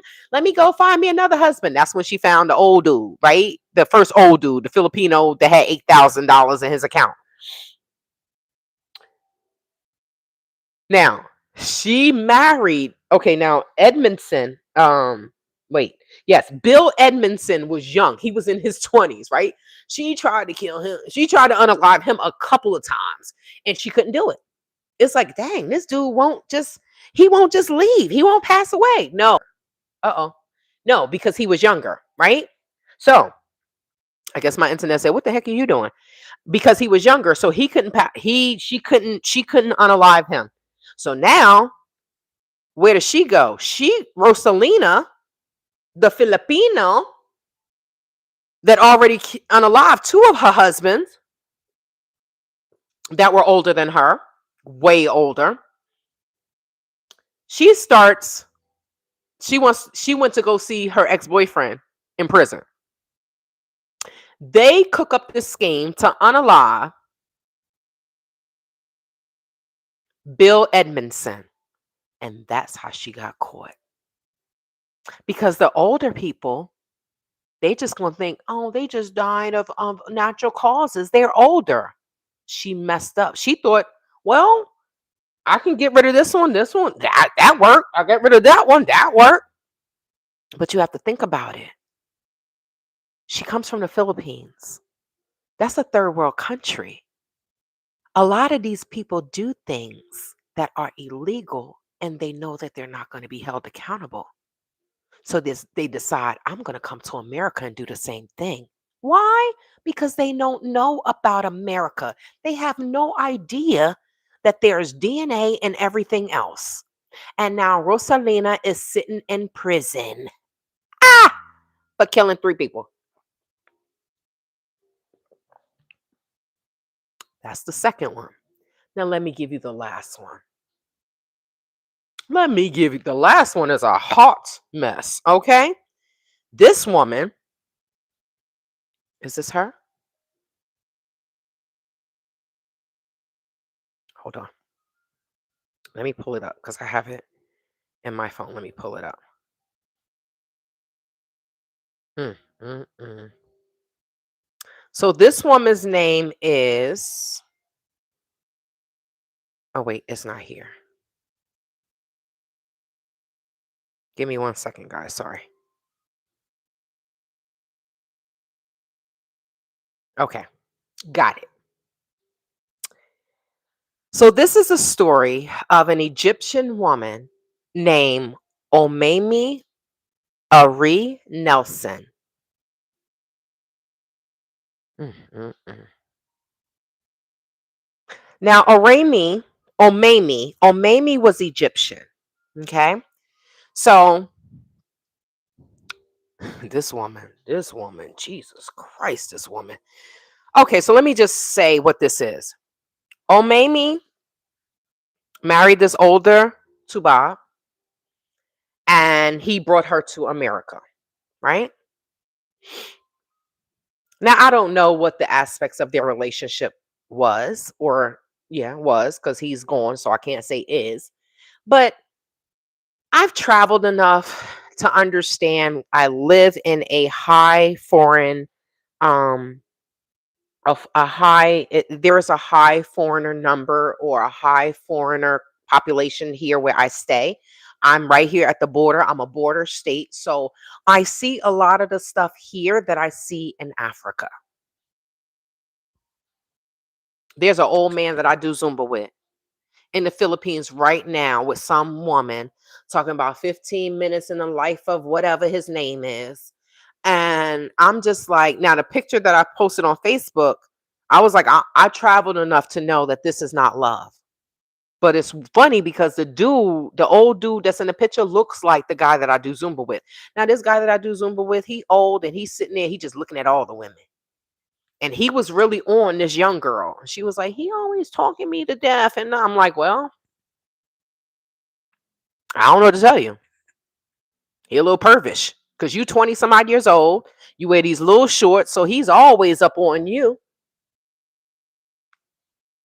And when I see old dudes in Zumba, some of them be dancing, some of them just be looking at the girls, because the girls in Zumba, they just swear that they on a stripper pole. They just, I'm like, what are you shaking your back? Okay. But anyway, so he brings her to America. Now, whatever happened, let me see. All right, so let's start here. The recounting of Nelson's earlier life, Omami, the recounting of her life.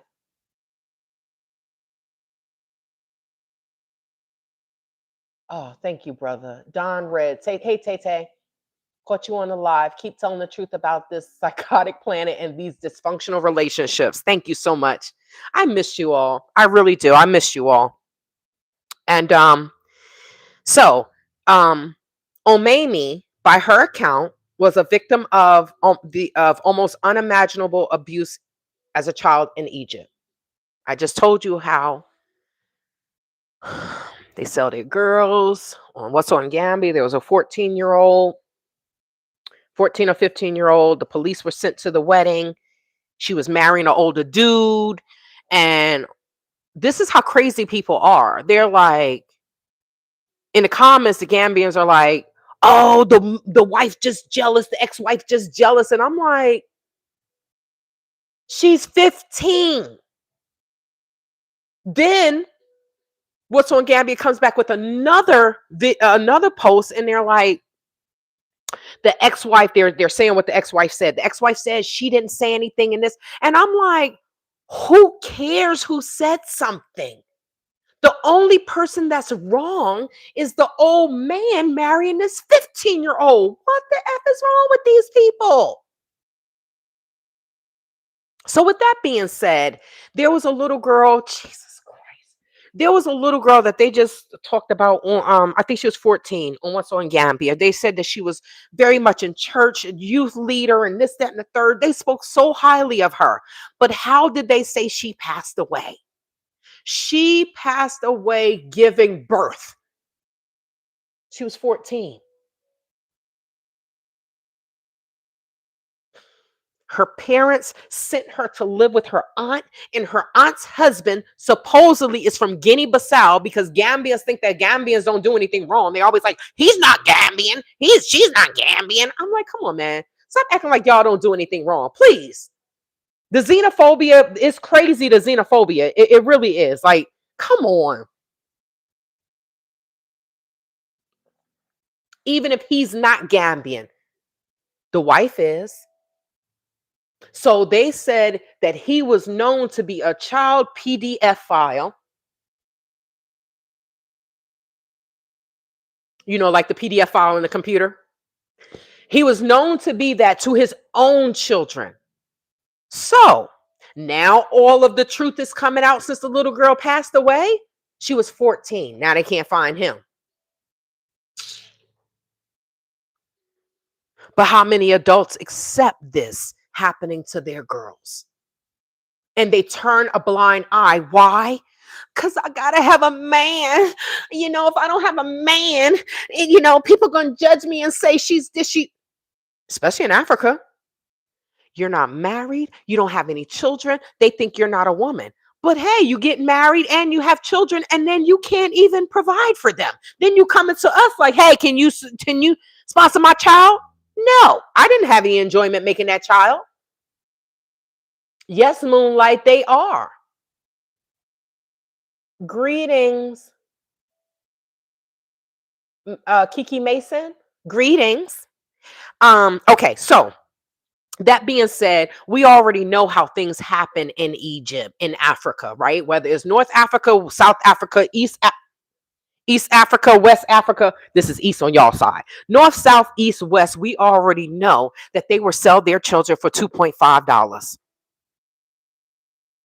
which is so sad. Some of them. Because when I studied abroad, some dude was like, oh, we just had a baby, the baby 3 months old. You should take the baby home with you. Ninja, I'm here. I'm studying. What the hell you mean? Excuse me, you're trying to give me your baby. You're trying to give me your child. What the? Please. Now, the assistant director, his wife, she was pregnant and she had a little girl. I babysat her little girl while they went and had a date night, went to church, Went and got pizza. Me and the little girl had fun. We looked at cartoons. I had direct TV.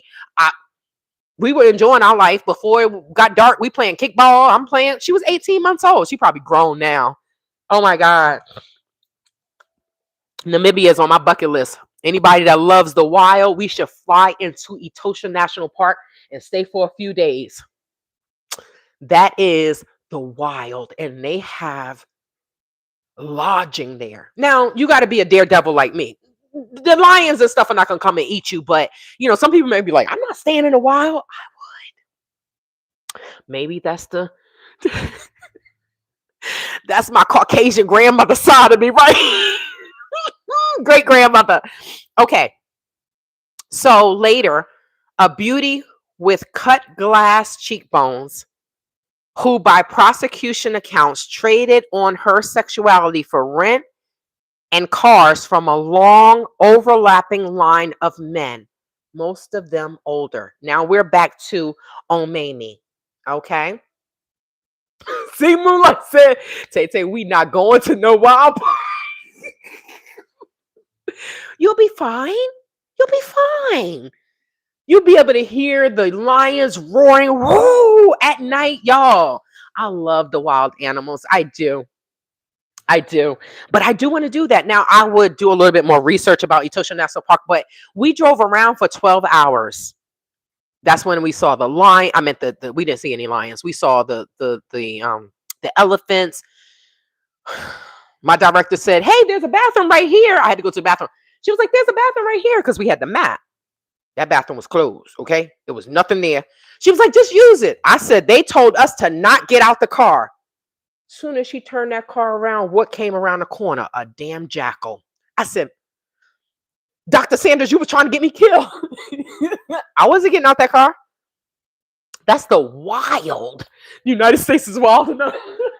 We could trust the animals, though. You can't trust the humans. You can trust the animals. I can trust the animals. Them elephants did not attack me. They did not. I'm like, you're beautiful. They can feel. The humans are smiling in your face, right? How many Gambians smile in my face and stab me right in the eye? So we know that's what happens. Now, let me just get to what she did. So let me get to how they met. So Omami met William Nelson in a bar playing pool, and within weeks they were married. Yes, you heard me right. Within weeks they were married because they love bomb you. Oh my God, I love you. Let me rub your feet. Oh, you can't breathe? Let me give you CPR to help you breathe. So of course she love bombed him, right? Within weeks they were married. So Omami Nelson says it was only then that her husband showed a violent side. She said he was trying to, when she hit him with a lamp, right? Oh, okay. So this is the first time I'm reading this. She said that he was trying to, when she hit him with a lamp and did this with scissors and unalived him. People always want to talk about America and on the pow, pow, pow, pow, pow, pow, pow. If I do this and I don't aim properly, it can go anywhere and hit anyone. But if I do this, this is going into your body. That is just personal. But that's what they use overseas. I almost saw someone at an Untu concert. Not Untu concert. Untu had did a concert. But of course, me and my stupid behind, I was using my car to promote him, right? And hey, these people don't care about you. They don't care. That's why I will never help him. Tay gonna say no. Tay need help. So I'm not in the business of helping everyone else. Charity begins at home. So when I was at the Antu thing, and it's all these people, they rowdy, the boys about the. I said, Renee Marcus's brother was in the driver's seat. I'm in the back seat. I'm looking, and I see something that reflects, and I'm like, yo, he got scissors. Thank God the dude did this, because if not, I would have saw him bleed out right in front of us. And they want to tell me the Gambia safe? Plenty. It used to be. Ain't safe no more. So she said, if I didn't defend my life, I would have been unalive. I'm sorry it happened, but I'm glad I lived. She said, I'm sorry I dismembered him. The marriage lasted 3 weeks. The honeymoon ended as dramatically as any in American history. Wow. Okay, so let me just say this. There's something else I wanted to say. Let me see. So this was in California, and this gained international attention due to the cannibalism. The crime and trial were in the U.S., not Mexico, because I think she unalived him in Mexico. But the case has some user focus on an African woman. Okay, because she was from Africa. Okay. So, in an earlier court trial, a psychiatrist testified that Nelson says she put on red shoes, a red hat, and red lipstick before chopping up and cooking her husband's body.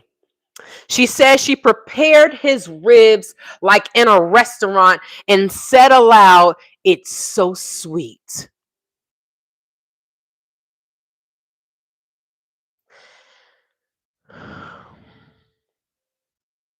At the parole hearing, Nelson shook her head vehemently and grimaced as she denied eating her husband.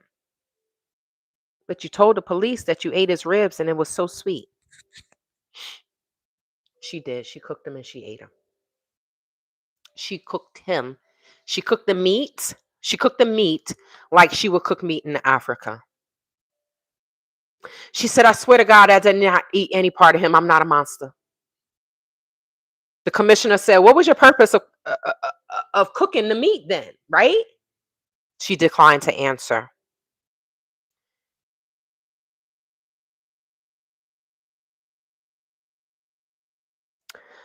So they're describing how she looked. They said her straight black hair hanging almost to her waist, her face only gently lined with age, said she was not the person she was 20 years ago. A woman who refused to let go of any pain anyone had ever caused her. You see why I say people need therapy?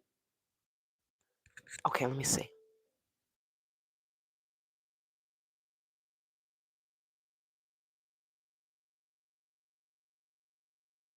Mm. Don Red, I'm gonna come back to that. Okay, so it's fun. Okay, let me see. I want to see it. Let me see it. Okay. Okay. Well, wait. Yes, she did Moonlight. Okay, so let me see. Now, Don Red said, now we should understand how we ended up on those slave ships. I've seen too many videos to not know what that Africans think differently. They do think differently than us. Now, Moonlight Amore says most of us Black Americans was never on a ship. We are the indigenous people of America, the real Native Americans. So I'm happy that both of y'all put those comments there because everybody wasn't a slave. But I do understand what Don Red is saying, and I understand what Moonlight is saying as well. What I have realized, Don Red, is everybody that calls you sister, sister. What do we always say here in America? All skin folk and kinfolk. I don't know why I'm sitting on the edge of this couch and I'm like, why do I keep falling off? Why do I keep falling off? Because I'm sitting on the edge. So we always say, oh, all skin folk and kinfolk. We always say that, right? We always say all skin folk and kinfolk, and that's just what it is. When I talk about why, when you come there, like Gambians always told me, oh, you too nice, you was too nice, you too nice. And I'm just like, what the hell? I'm too nice in a Muslim country? What does that mean? So it's like an oxymoron. So my whole thing is if these are the descendants of if these are the ancestors and the descendants of the people that sold our ancestors, and then, like I keep saying, we come back They're like, oh my God, your skin is so pretty. Me and the girl, the same complexion. I said, sister, we the same. Oh no, yours is nicer. It's like they're taught to either try to love bomb us in whatever way, try to put us up here because they think that we always think we're superior. How many people lower their education, their vocabulary when they're in Africa? Because they know that we gotta, they're not on our level. And that's not their fault. Well, it may be the government's, because I mean they could possibly be on our level, right? They got all the resources that's supporting the rest of the world, but they don't know who they are, and they can be sold for cheap. They can be bought for cheap. That's the problem. They don't know their worth. They don't know their worth. So when I hear about foreigners doing crazy things to Americans, I'm like, if you just look at how and listen to how some of the foreigners talk about Americans, I'd be like, why are you here then? Go back to your country. We did not ask you to come here. We have enough people here already. You don't have to be here if you don't want to be here. We're not holding you hostage. You could totally go back to your country. The fact that foreigners come here, I'm not learning that language. But if I went to your country, you would want me to learn your language, right? So we can't have a conversation with you about your child running around, coming on people's balcony and stuff because you don't speak English. You don't think to pick up your child's book, your child's preschool book. You don't think to pick that up and try to read it? No, because that's not, they don't care. It's just that I'm in America. I'm going to speak my language. No one's telling you not to speak your native tongue. I wish I knew my native tongue, right? But you also need to be able to communicate in said country. Your child shouldn't be a permanent translator. People don't care. Normally when people eat, they are claiming that they have power over them. It's definitely mental. It's definitely mental. And maybe she has some mental issue, but this is not. The other person that I read about this was in the UK that did that. Now, he said that he didn't do it. He said that he said it so that people would think he was crazy, so that he could file for, or his defense could be, temporary insanity. So he told his daughter, I never did it. I never ate it. But if you look at his face, it's like, you ate something. Let me see. So she told the board that she was grateful for the grace of God and her family. And if she was released, she would return to live with her mother in Egypt. No, you did this. She said she looked for love in the wrong places, but now I value my integrity and my journey. I have a strong desire to help others. You just trying to get out of prison. You just trying to get out of prison. As evidence of change, she cited visits she shared with her deceased latest husband, a man in his 70s who she married while in prison. So, do you hear this? I'm reading this for the first time, y'all. Do you hear this? So, she unalived her first husband, cut him up. The ribs was delicious. It tastes so sweet. I know she said it because don't continental Africans always talk about something that's so sweet. So I know she said that. But now she talks about her visits with her deceased latest husband. So now she married another 70-year-old man while she was in prison, and he died. We had 3-day conjugal visits. She said there were knives in the kitchen. He never felt threatened or in danger in any way. I loved him so much. Girl, Jesus Christ.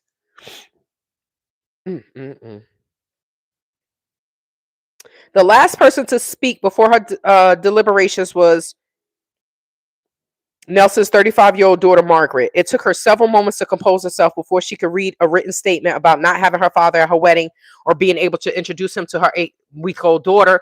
She revealed that her father had invited her to the faithful Thanksgiving dinner. Oh, I didn't tell y'all. It was Thanksgiving.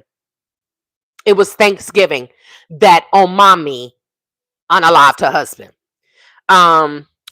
Okay, so it says, the daughter Margaret revealed that her father had invited her to the faithful Thanksgiving dinner to meet his new wife. I told you they were only married for 3 weeks. She had angrily refused, but she said he had remained kind and patient. Thanksgiving. I think it was parole denied for woman who ate her husband. So yeah, it was a Thanksgiving. I think she was known as a Thanksgiving something. Um Margaret Nelson said the reason she was at the hearing was to return some human dignity to the man who was my father. So she was there to make sure that Omami stayed locked up. Abandoning her written notes, she tearfully looked straight at the two-person board and said, I don't know the adequate punishment for a unaliver. I'm using, so it doesn't get what's the name, who doesn't even leave a family a body to mourn over.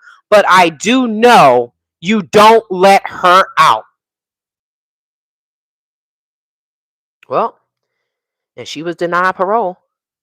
She was denied parole. So Omama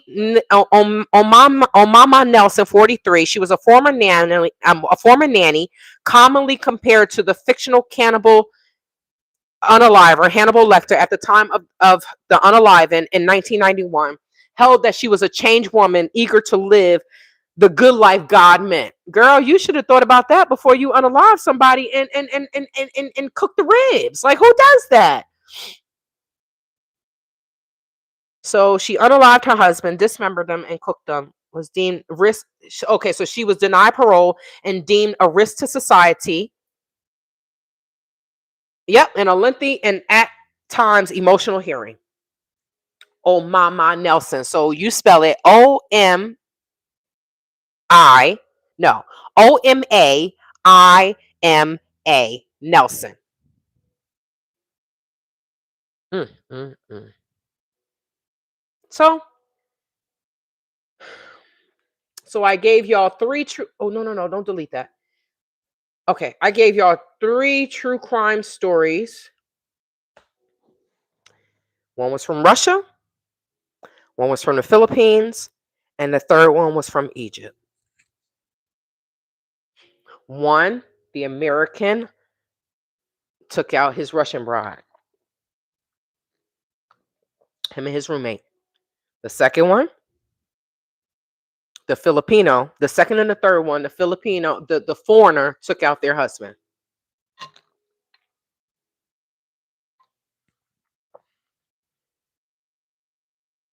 So this is why when people are so quick to just go somewhere, there was an American woman went to the Gambia.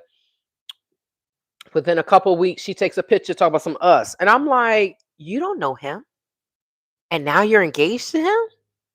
I don't see anywhere of him on her page now. Y'all. Tay Tay I'm pushing 50. Okay, I'm 46 years old. I'm pushing 50, and I'm just like, as I get older, am I gonna be desperate like that? Where I'm just like, oh my God, let me go to Gambia now. I'm old, but I still look like I'm 50. I'm 80, but I look like I'm 50. And I'm just gonna go to Gambia and get a young man. What? I don't know if the older I get, I'm gonna get dumber, or were these women, I'm not saying that they're dumb, but they were naive and weak to a man. Were they like this their whole life? It's something I'll never understand. But I'll never understand anybody smoking crack either, right? I don't smoke crack. I'll never understand that either. So, all right, let me read these comments and then we're gonna go. Oh my God, it's 2 hours. I said I was only gonna do 2 hours. Okay, so back to what Moonlight said. Um, we are the indigenous people of America, and the world looks at us. The world emulates and imitates us. I just wish more of us knew who we are, right? We have these stereotypes that's actually not who we really are. So shout out to the people that are continuously fighting against the stereotypes, continuously living your life to be a contradiction, a walking contradiction to the stereotypes. Normally, okay, so I read that one. When we go to Africa, we go humble and we try to adapt to their cultures, that part. but it's not reciprocated in America at all. It's not even reciprocated there. They don't pay attention to how nice we're being.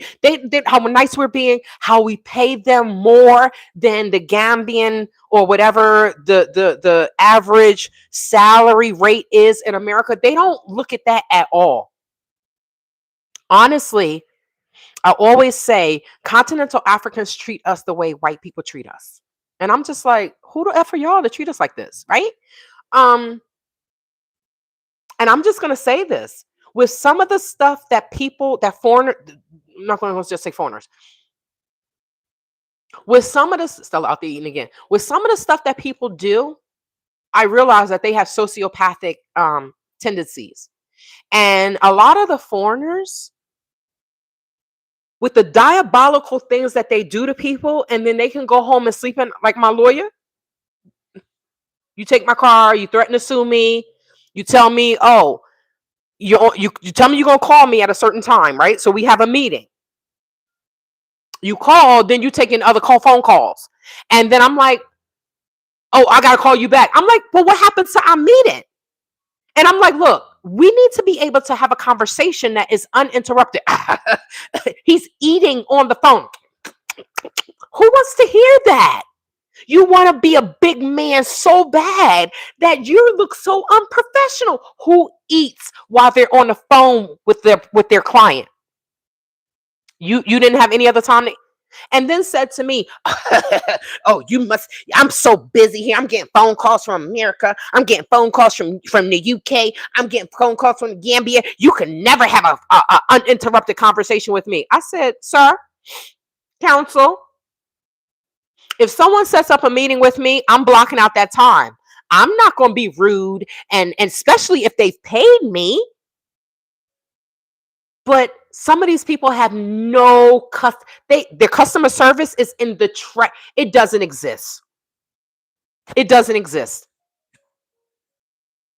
So they think that they're smarter than us, and they think we're lazy. They do. But if we're so lazy, how we come there with so much money? They have no idea. Most of these people, all they look at is us on TV. They have people in the Gambia have never really interacted with African Americans. This is the first time in these numbers that they have interacted with us. African Americans have really sprinkle, but not so sprinkle people have been going to Africa. But there are so many African Americans on the continent now that they are seeing us in large numbers. They don't know how to interact with us.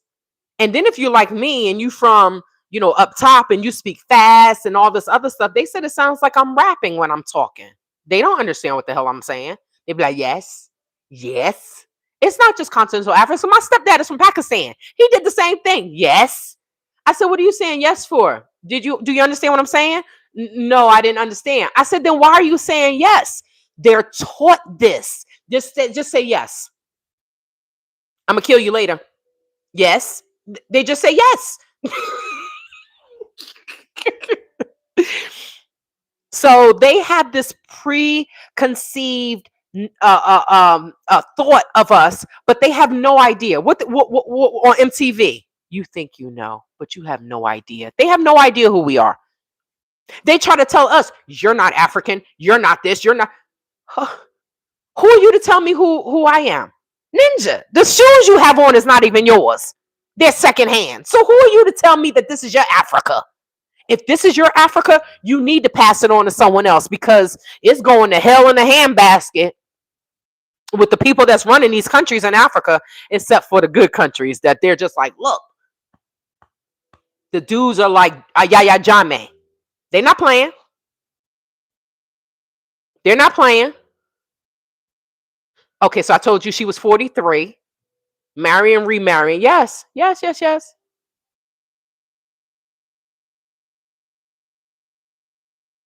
How you gonna look down on us and take our money at the same time? That's a true narcissist. Yes. And then rob you, may unalive you, may do some messed up stuff to you, and still go home and sleep at night. That's sociopathic. The person that killed, that unalived that dog, Jamaica, and then cut the cords to all of their electronics, their refrigerator. Who does that? Someone that's jealous and that hates you. And the sad thing is that was their watchman. So what I have, someone said to me, you know what I learned? Tay, I learned from you. They said it. I learned from you. The reason why I don't have any security on my compound is because how many people get robbed when they have security? They set you up. I don't want to be the don't do that, don't do this, I don't want to be that, but this is how it is. This is how it is. This is what has happened to me, and I have decided to share some things. I'm not going to keep it a secret. Why would I keep it a secret? Oh, y'all should go to the Gambia and then I'll tell you what could happen. That is irresponsible of me. Me. I'm not speaking for anyone else. I'm speaking about me. I think that's irresponsible of me to tell you to come to the Gambia and then for me to not tell you who to stay away from, what can happen. That's irresponsible. Somebody said Gambia is dead. Oh shoot, you're Gambian. I also got scammed in the Gambia this July. I'm sorry. Wait, so Jane is a Gambian name.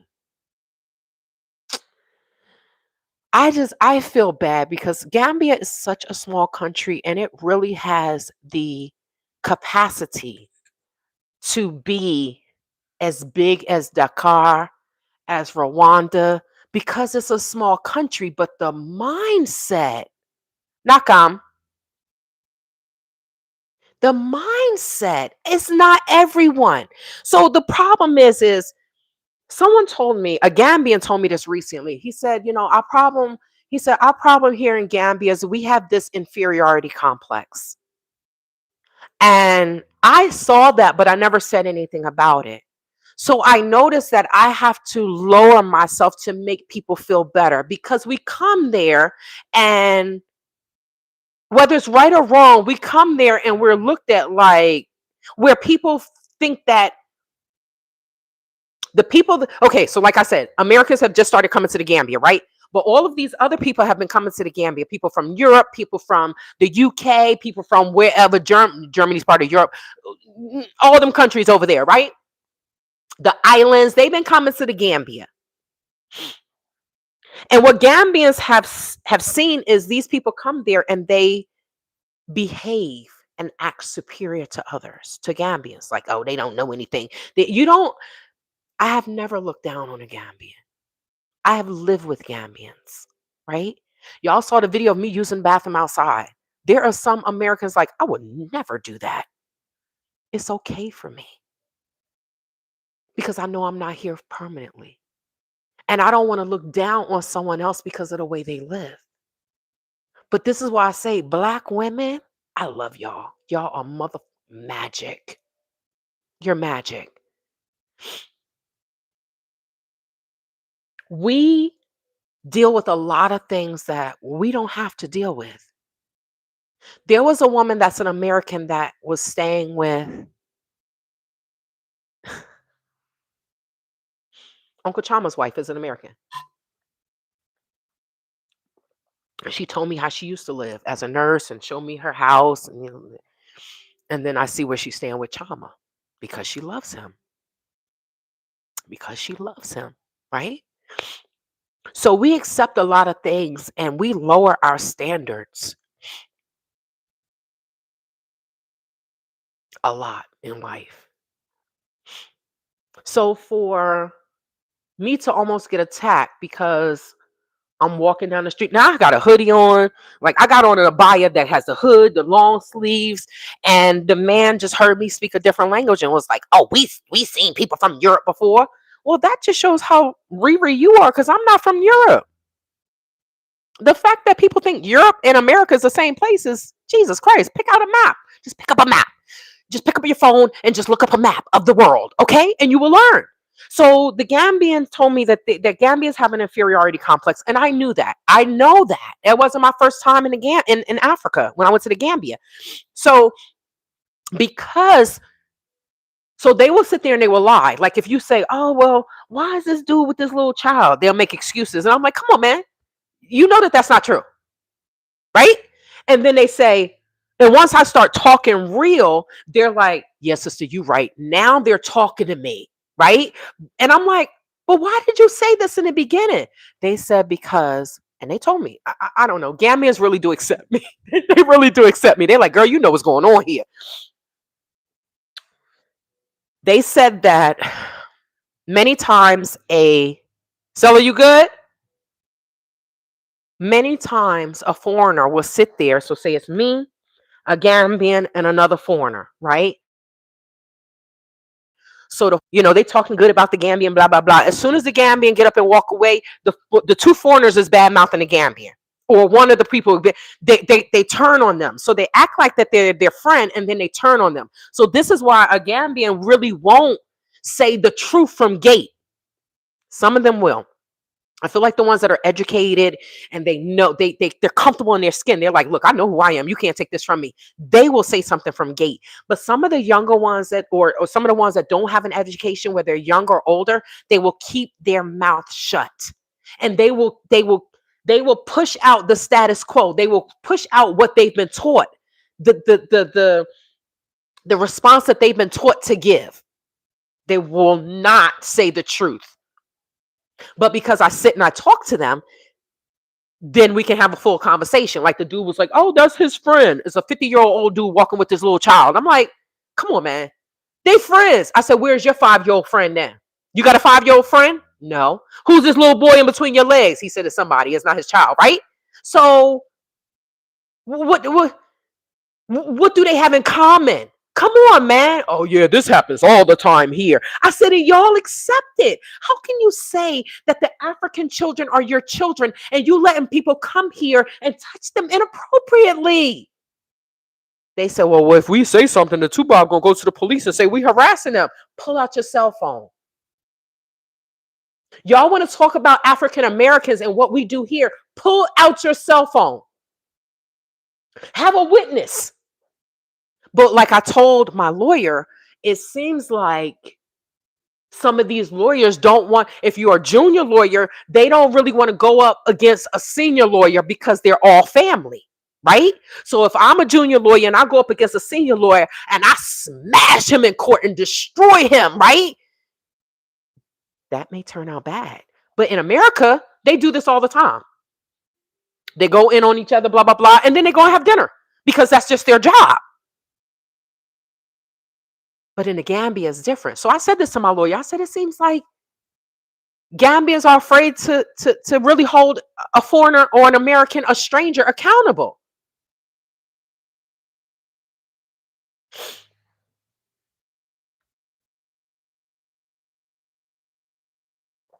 Like I said, no one can ever tell me, "Oh, the Americans this, the Americans that." They can't ever tell me that. Because I know many of the Americans that are coming there, we're coming there on some real stuff. We're not coming there for a young man or a young woman. We're coming there because we're trying to have a better retirement. Isn't that why people are buying land and building homes? Right? But like Shadow Black T said, oh, Black Girl Magic. But like Shadow Black T said, there's a black, it's the black man worship. The woman that gave um um the black couple, the Jamaican couple, AP and Jodian. They donating to them all the time. Didn't she just give them $1,000? "I didn't pay my mortgage, but I'm going to give you this $1,000 for a borehole." So you giving money to someone that I help, right? I opened my house to these little Jamaican raggedy pieces of shit, and what did they do? "You stop talking to me in my house because you're broken. You don't, because I don't want to do what you want me to do."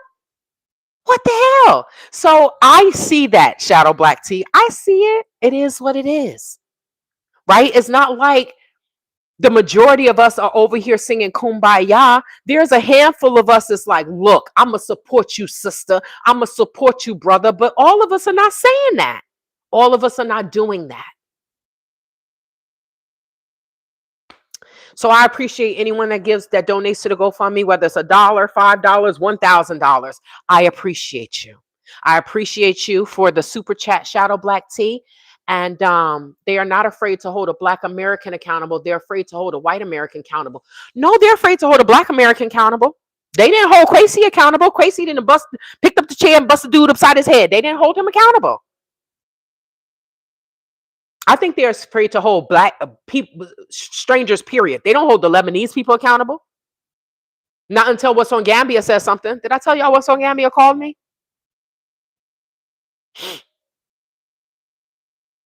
Yeah, they called me Sunday. They don't. Now, they did lock the Black man up for one joint, right? The American man, they locked him up. The Gambian, he was unalived for one joint, right? But there's an article that What's on Gambia just hey, What's on Gambia just posted. I guess this I don't know. This dude is a rug reeler, right? They didn't found the white girl. The white girl. Excuse me. I need to eat. They didn't found a white girl, a whole whatever. I don't know if it was a container. I don't know, but they found a whole bunch of white girl. Right? Right? They were looking for the dude. He's Gambian. They were looking for him. Never found him. He never stepped foot in court. And all the charges were dropped.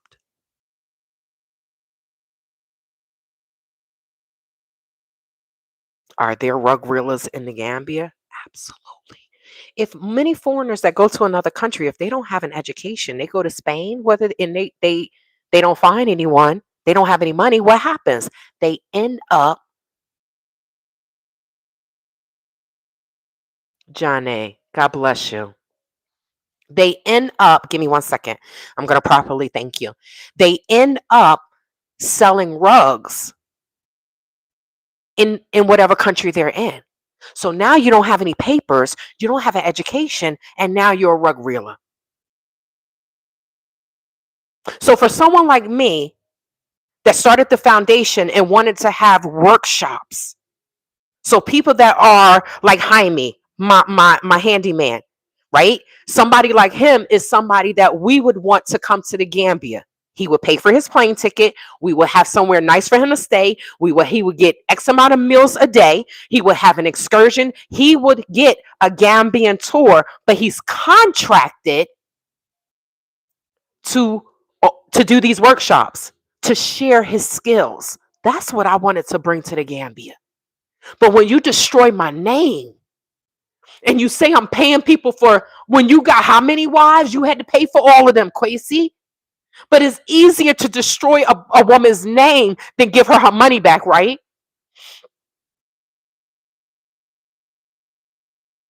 I tried. Yaya Jane. Jedi Jefwai. Abarakabake. Jarama. I appreciate you. Because you didn't have to give. I appreciate you for that. Thank you for the super chat. I appreciate you. And I'm assuming Yaya, so you are a male. Thank you so much.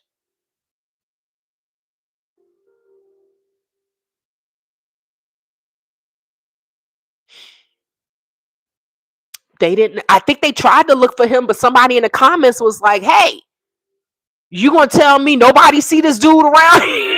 Yo, Gambians are funny. I ain't gonna lie. Gambians can be real funny in the comments. I just go straight to the comments. They be roasting each other. It be so funny sometimes. But I guess, Black people, we got to enjoy life and laugh because, our lives is hard. We have some hard lives, right? Some of us have some hard lives. If Black Americans and other Black immigrants come together with Gambia with real peace and support, Gambia would have been a powerhouse today in a short amount of time. That part. Because a lot of us came with skills and we came to help. But then what happened when I said that? Somebody came on the page, y'all got this savior complex. What? That's an inferiority complex. I see that you coming here to help, but I'm not there. So I'm going to, you think you God. Well, what happens when you praying 5 times a day? Maybe this is what God sent you to help you. But I'm telling you, I met some really horrible Gambians, but I met some amazing Gambians as well. Some live there, most live abroad. I got an excellent shipper out of New York. Why? Now,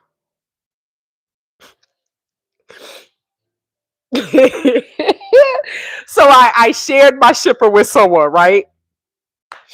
But I met, there was someone in he lives in on the East Coast, and we met at the airport. We exchanged numbers, and I was just shaking the tree. I reached out to him, yo, this person has shipped over 3 things in a container, and I saved them thousands of dollars. Now, this person did share that information. I said, hey, they was like, I shared to help. I said, I'm a gatekeeper. I lost too much money, so I don't want my information being shared. No one's helping me in the Gambia. So why should I share free information? Do y'all think that I'm wrong for that? I lost all this money. People are giving to other people that don't even deserve it. I asked for help, and well, I mean, I'm just saying. I mean, I just started to GoFundMe today. So I'm just saying, right? So if people be like, oh, Tay being a gatekeeper, I mean, I have every right to be. Nobody's helping me, so why should I be out here? Oh, yes, this is my shipper. This is his information. I straight up told her, I love you, sis. But I did. I straight up told her, I said, no, I'm a gatekeeper. I'm not giving away information for free. Why should I? Why should I? So, oh, you're a female. Wait, so Yaya can be male or female name? Jetty Jeff Wise, Suma Sister B. Thank you so much. I appreciate you. The way us Black Americans and Black immigrants love to spend money and build, we could have the first families of Gambia by now, created a whole kingdom by now. This is why, and this, I'm going to close with this because I will talk to you all night, and it's Friday night. Stella, oh shoot, it's 7 o'clock.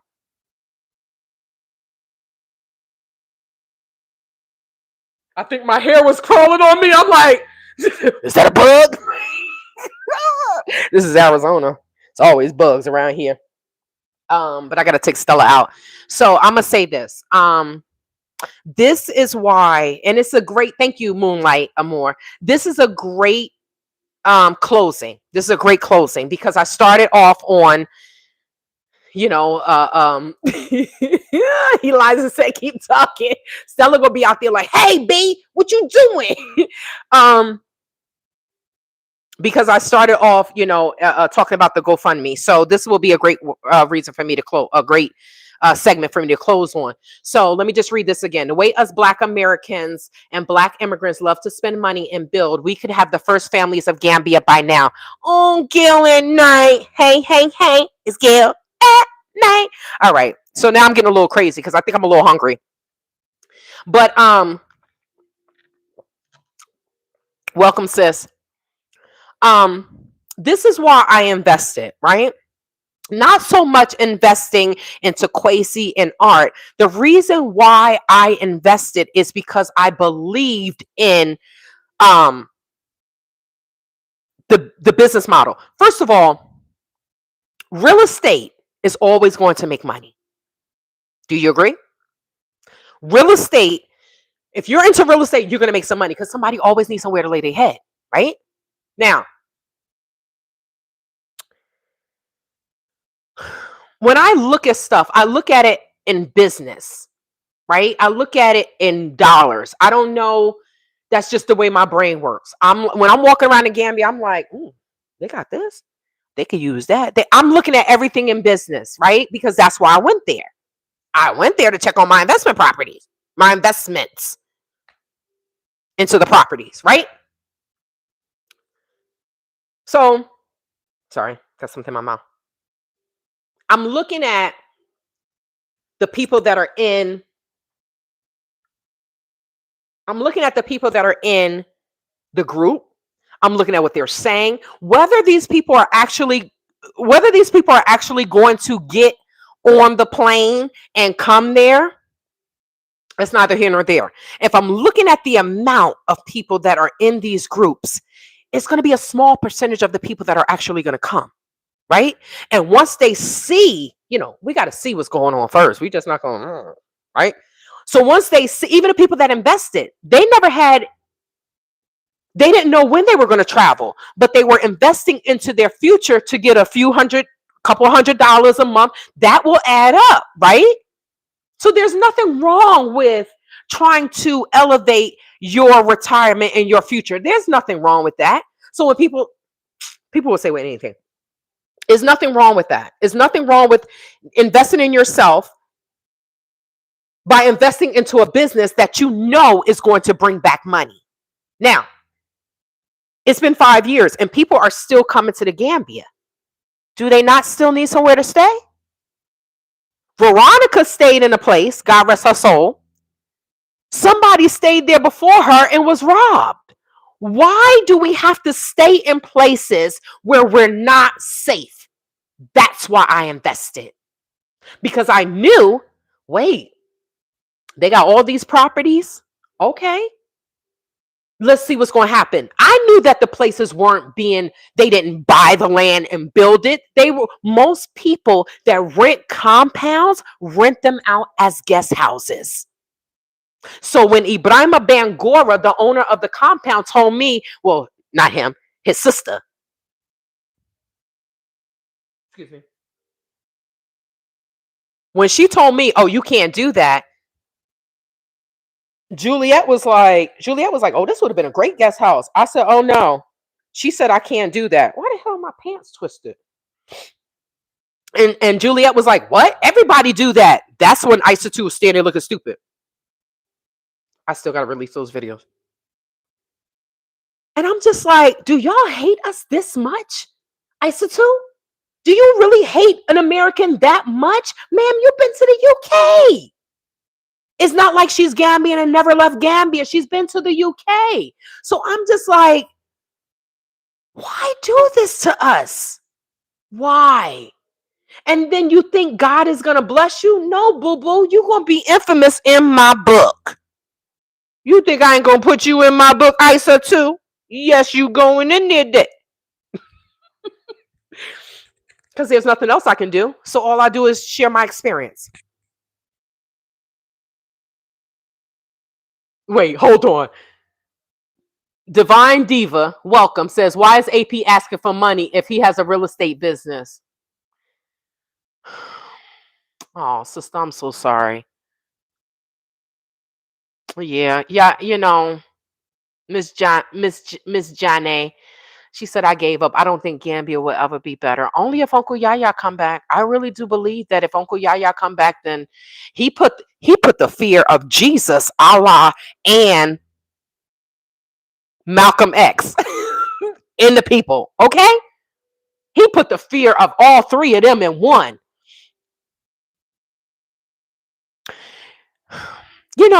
If anybody that is still given to AP, then they just I don't know. I don't understand.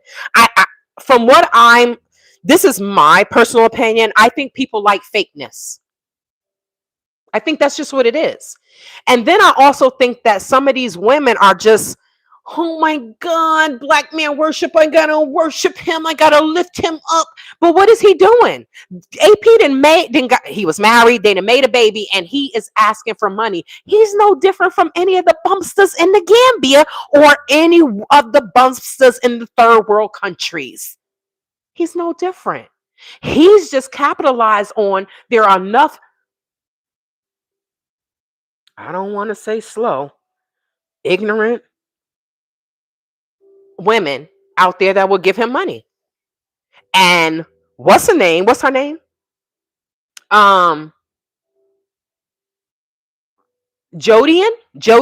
whatever her name is. She's acting like a typical foreigner, right? and I'm just gonna say Gambian, right?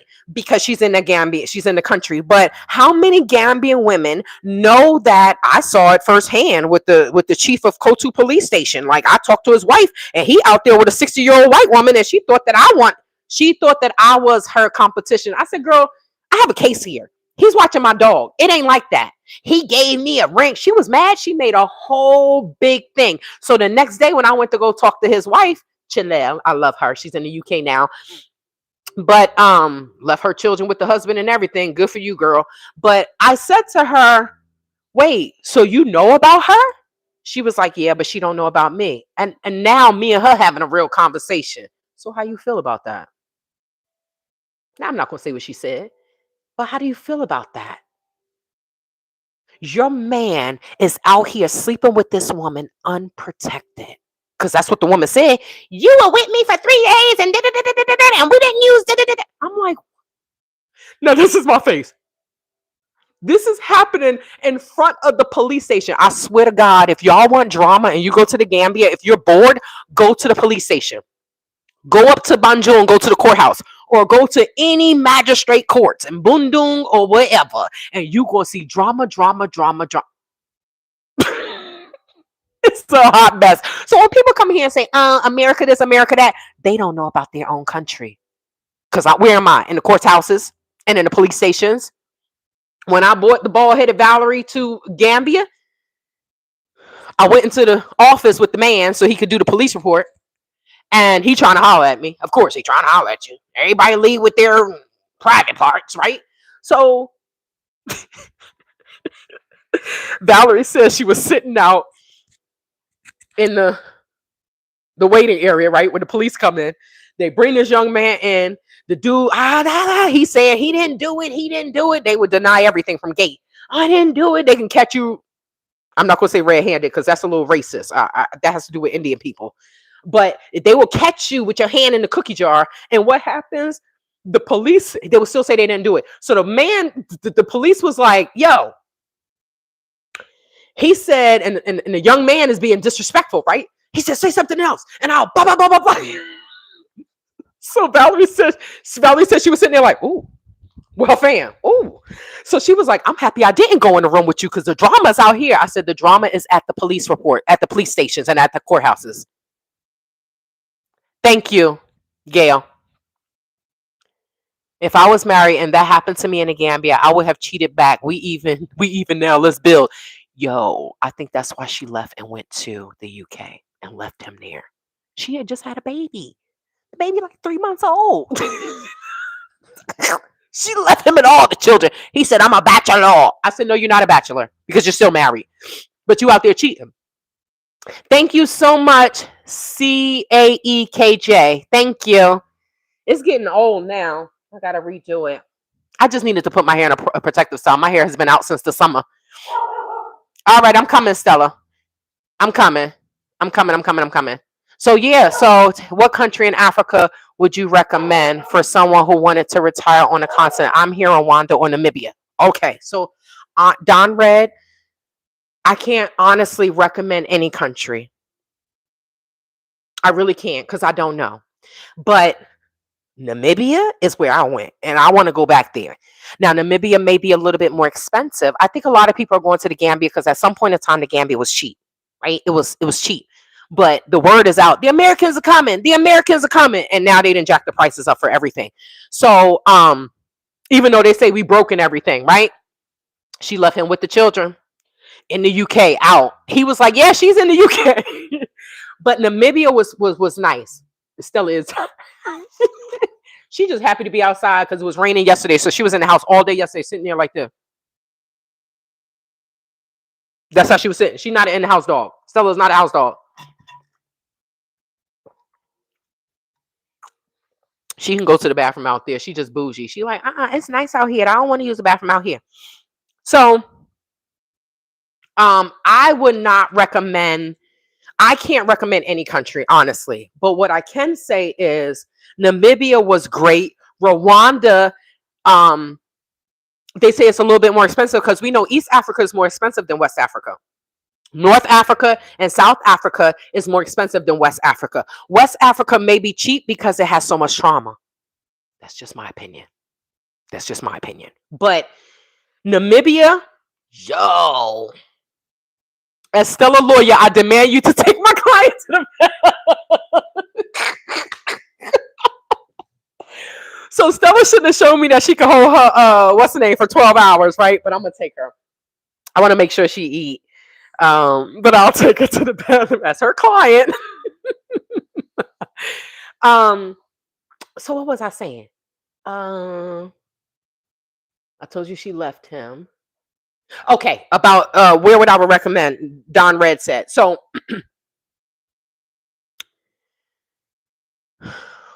go to the country and visit, right? If you can stay for a month or two, that way you're there, you can kind of see how things work. But I wouldn't even say to buy land the first time you're there. The issue is going to Africa, the price of the plane tickets are ridiculous. If you're on the East Coast and it may be a little bit better, but I live on the West Coast, so I got to cross the East Coast and then go. They charging me at least $1,000, $1,300, right? So South Africa does have power, but I'm gonna tell you, Namibia is west of South Africa. So when I studied abroad, my director told me when we did our orientation, she said you don't have to bring shampoo, you don't have to bring deodorant, you don't have to bring Nair stuff or whatever. The first time I tried Keat was in or Veet, I think it's Veet. The Nair, like the Nair type thing with the aloe vera, was in Namibia.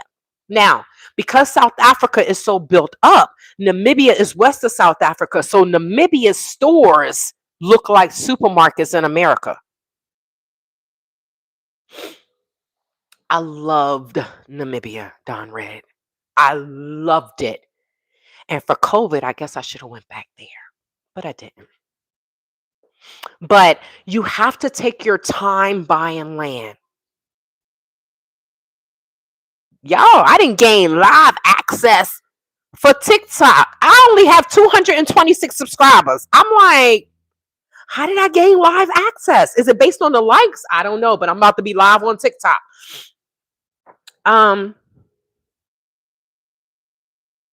I would not. It turns out to be pretty hard when you're buying land if you don't know the reputable people in the country. Don Red, you could end up in a lot of the malarkey that so many Americans and Black British or whoever bought from Juliet is in. And then if nobody is there to tell you what to do to make it right, you can end up in the same situation I'm in court and dealing with lawyers and all this other nonsense. You see what I'm saying? So I'm gonna be on there dancing because I don't think they copyright the music and stuff there. So I don't want to go to Tanzania. I don't.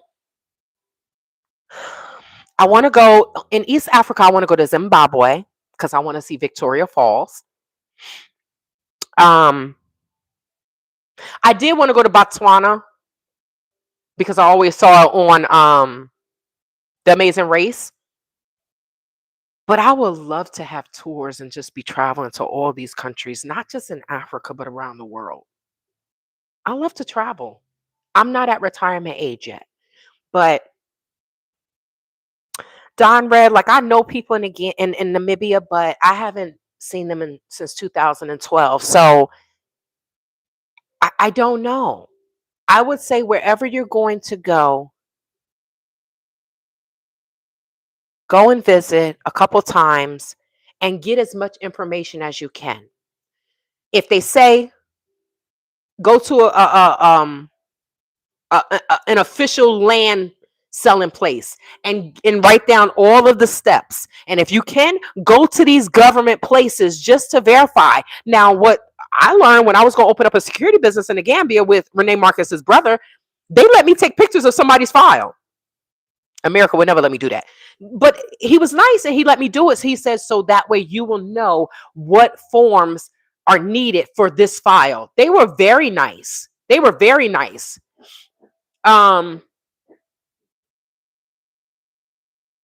Where is that? Are you? I don't know. Is that a place, Moonlight? I gotta look it up. Or is that a Oh, that is a place. Southern, where is that? I didn't even, there are so many damn countries in Africa. Where is the, oh my God, the plane ticket from here to there is Moonlight Amor is $2,500. So it's called Eswatini. I've never seen this place. Okay, so let me see. I'm trying to see. Oh, it's in South Africa. Thank you, sister. So it's a small country, but is it its own country? But it's like kind of in South Africa. Like there's a place that's called Lesotho in South Africa. It's not too far from Johannesburg. Okay. It's beneath Zimbabwe. I wanted to go to Mozambique. I wanted to go to Angola because they thought, and when I was in Namibia, I have on all these colors. They thought I was from Angola. I do want to go to Kenya. I don't want to go to Somalia or Ethiopia though. And once you get to North Africa, I don't have a desire to go there. Am I wrong for that? I don't really have a desire to go there. The king used to be fine, fine. That's because they have power and gas stations and stuff. Oh. That's interesting. I didn't know about that country. Thanks for sharing. Um, yes, I'm okay, sister. She hear from me today. She's like, I hope you're okay. Um, so wait, did I finish what I was saying? What I said I was gonna close on? Okay. Okay. Okay. So I answered Don Red. Just educate yourself, brother. Just educate yourself. Now, don't get me wrong. If someone did choose the Gambia, I would say link up with my aunts on the mat. If you all have seen what Miss L has been doing, she could be able to tell you what to do with the land if you got the land from Juliet.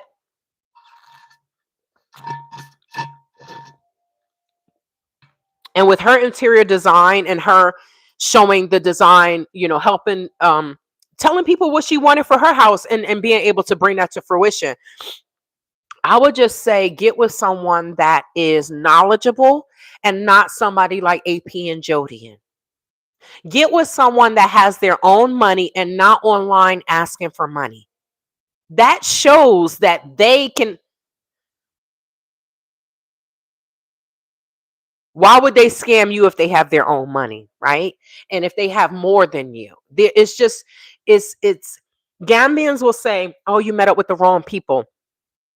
And unfortunately, you don't know who's good or bad, whether they're Gambian, whether they're American, whether they're Lebanese, Chinese, you don't know who's good or bad.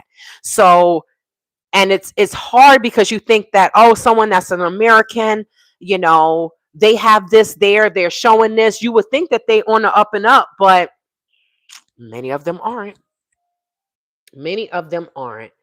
So, with that being said, let me finish Moonlight. I want to get back to hers and I'm going to close on this. So I really do feel like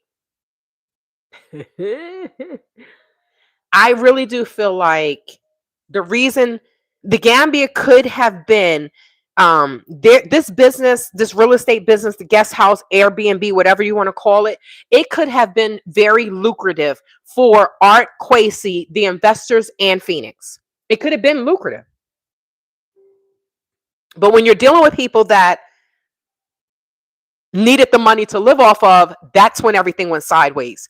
So, like I said, seeing the amount of people that were in the groups, seeing the people that said that they wanted to come, seeing now, fast forward, all the people that have been coming back and forth to the Gambia and they're staying in hotels, wouldn't they want to stay with an American?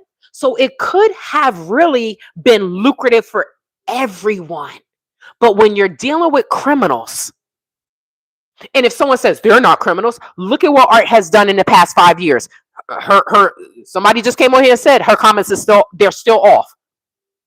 She just told people that she had cancer and was healed in 1 year, stage 4 cancer, and she was healed. I'm sorry, 1 month. Correction, 1 month. We know that was a lie.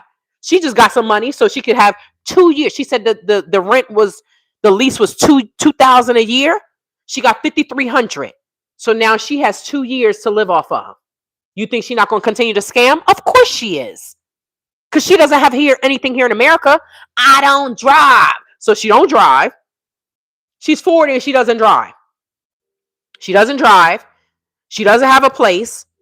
Our Kathy has nothing. But she want to tell you to come to Ghana and she's going to set everything up for you. How can she do that when she doesn't have any money? She's probably doing the same thing she was doing in the Gambia. In the house, smoking Mary Jane nonstop and taking your money and talking ish. Somebody told me they saw Kwesi and they said he looked like he needed charity. The woman said, I started to give him charity. Jesus Christ. And Phoenix is over there telling people to come to Benin, come to a country where these people don't speak French. So now it's like, at least in the Gambia, they speak British English. They kind of understand what you're saying. But if you don't know any French, why would you go to a French-speaking country? Is that not going to pose more problems and obstacles for you? My work speaks for itself. So it could have been these Americans, Kwesi and Art, going to the Gambia. All of this nonsense did not have to be like this. If they would have just done what they said that they were going to do. But when Molamin Frawale, that used to work at GAIPA, the senior finance manager, he was on the board, right, for the foundation, Each One Teach One, he met Kwesi Boyd. And it just happened by chance. I met him when I was having breakfast at Tamala, when I gave my room to raggedy ass LaSonia and her children. How you doing, ho? These people don't know me. I don't work out for no reason. They realize now, Tay not the one. I'm not. They thought I am nice. But the other side of me is Satan's girlfriend. Scare Satan sometime. Let me stop. So, Molamin Trawale said, and if you want to see him, you got to join the membership, because all of the videos that I did for the like the orientation, right, it's on the membership. But yeah, we did a Zoom. We did like 4 or 5 Zooms, and I told them of different things that they will see in the Gambia, what they need and what to expect. So I did that for the people that were traveling with me. But I noticed that I need to vet people more. That was the first time. The dude come there, he just a slut bag whore. I'm like, oh Jesus, okay. So I need to keep that in mind when someone else travels with me, right? Do that on your own time, because if something happens to you, I don't want to be held liable for that. He was out there, oh my God, I'm free. My mother keep me on lockdown. My friends say my mother is my girlfriend. And he was out there on, soon as he touched ground, he was on Tinder. Ding, ding, ding, ding, ding, ding, ding, ding. I said, Jesus, he didn't, whatever. Oh, that's going. Like I said, I'm not that desperate. So,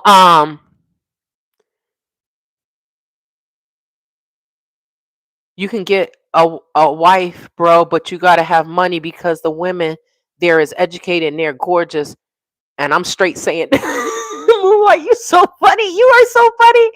Oh my God. Right. They had a scamming mindset that was ready to rob instead of building. Yes. That was a stage 4 lie. Artsy equal crackhead. Girl, you are hilarious. You are hilarious. I mean, if you saw how that house looked, that apartment, we saw how that apartment looked. That is the way crackheads live, right? That's the way drug addicts live. Ugh.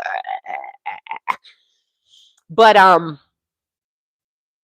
that's why I invested, because I saw the demand, and there's still a demand. There's still a demand. People will always need somewhere to stay. And unfortunately, no disrespect to Gambians, but we are Americans. We live differently.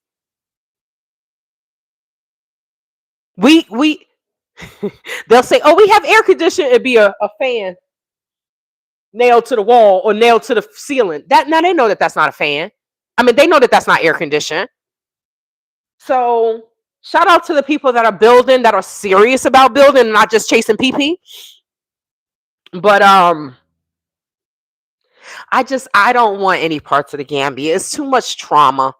It's too much trauma. After these cases are over, I want to have tours. If I pop into the Gambia for a healing tour with somebody that I respect, nobody will know I'm there until I leave. That's it. I don't want to buy land. I don't want, next year in December is the not the auction. It's the election. Now, what happens if Barrow doesn't win? What happens if Barrow wins and the people don't want him to win? What happens if there is um uh um political unrest like in Tanzania and the Gambia?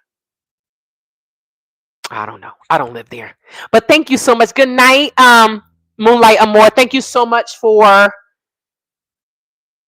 interacting. As always, y'all, it's been 3 hours. I love you all. Thank you so much for joining.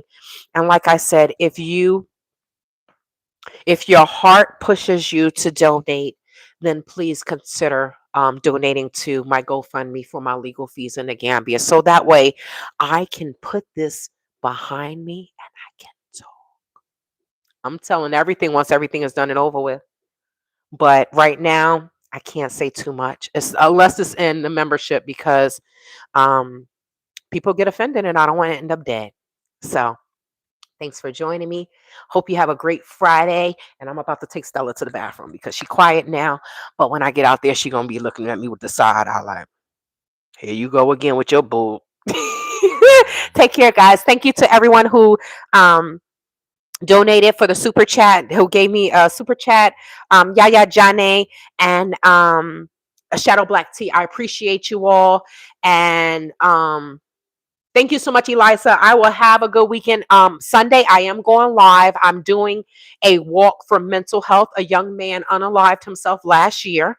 And honestly, with the depression that I've been dealing with from this Gambian BS, I know I got to get up at 5 o'clock. I'm going to get up and do this because I'm happy that I didn't do something to myself after everything that I've been through, right?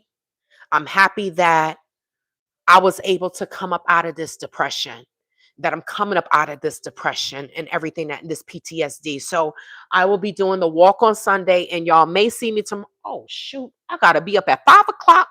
Let me go to bed. I totally forgot. Like, I don't have to get up early tomorrow. I got to be downtown tomorrow to go get some food. So y'all might see me live tomorrow. I'm going to charge up everything because 9 times out of 10, I'm going to be outside working out. So if I work out, I'll go live. It'll just be a 20-minute workout or something like that, 30 minutes. But I see you all next time. Thank you so much to everyone who joined the live, who participated. Thank you so much, Asata, for being a part of my membership. And if I missed you, it's not on purpose. It's because I'm a little tired. Peace and love.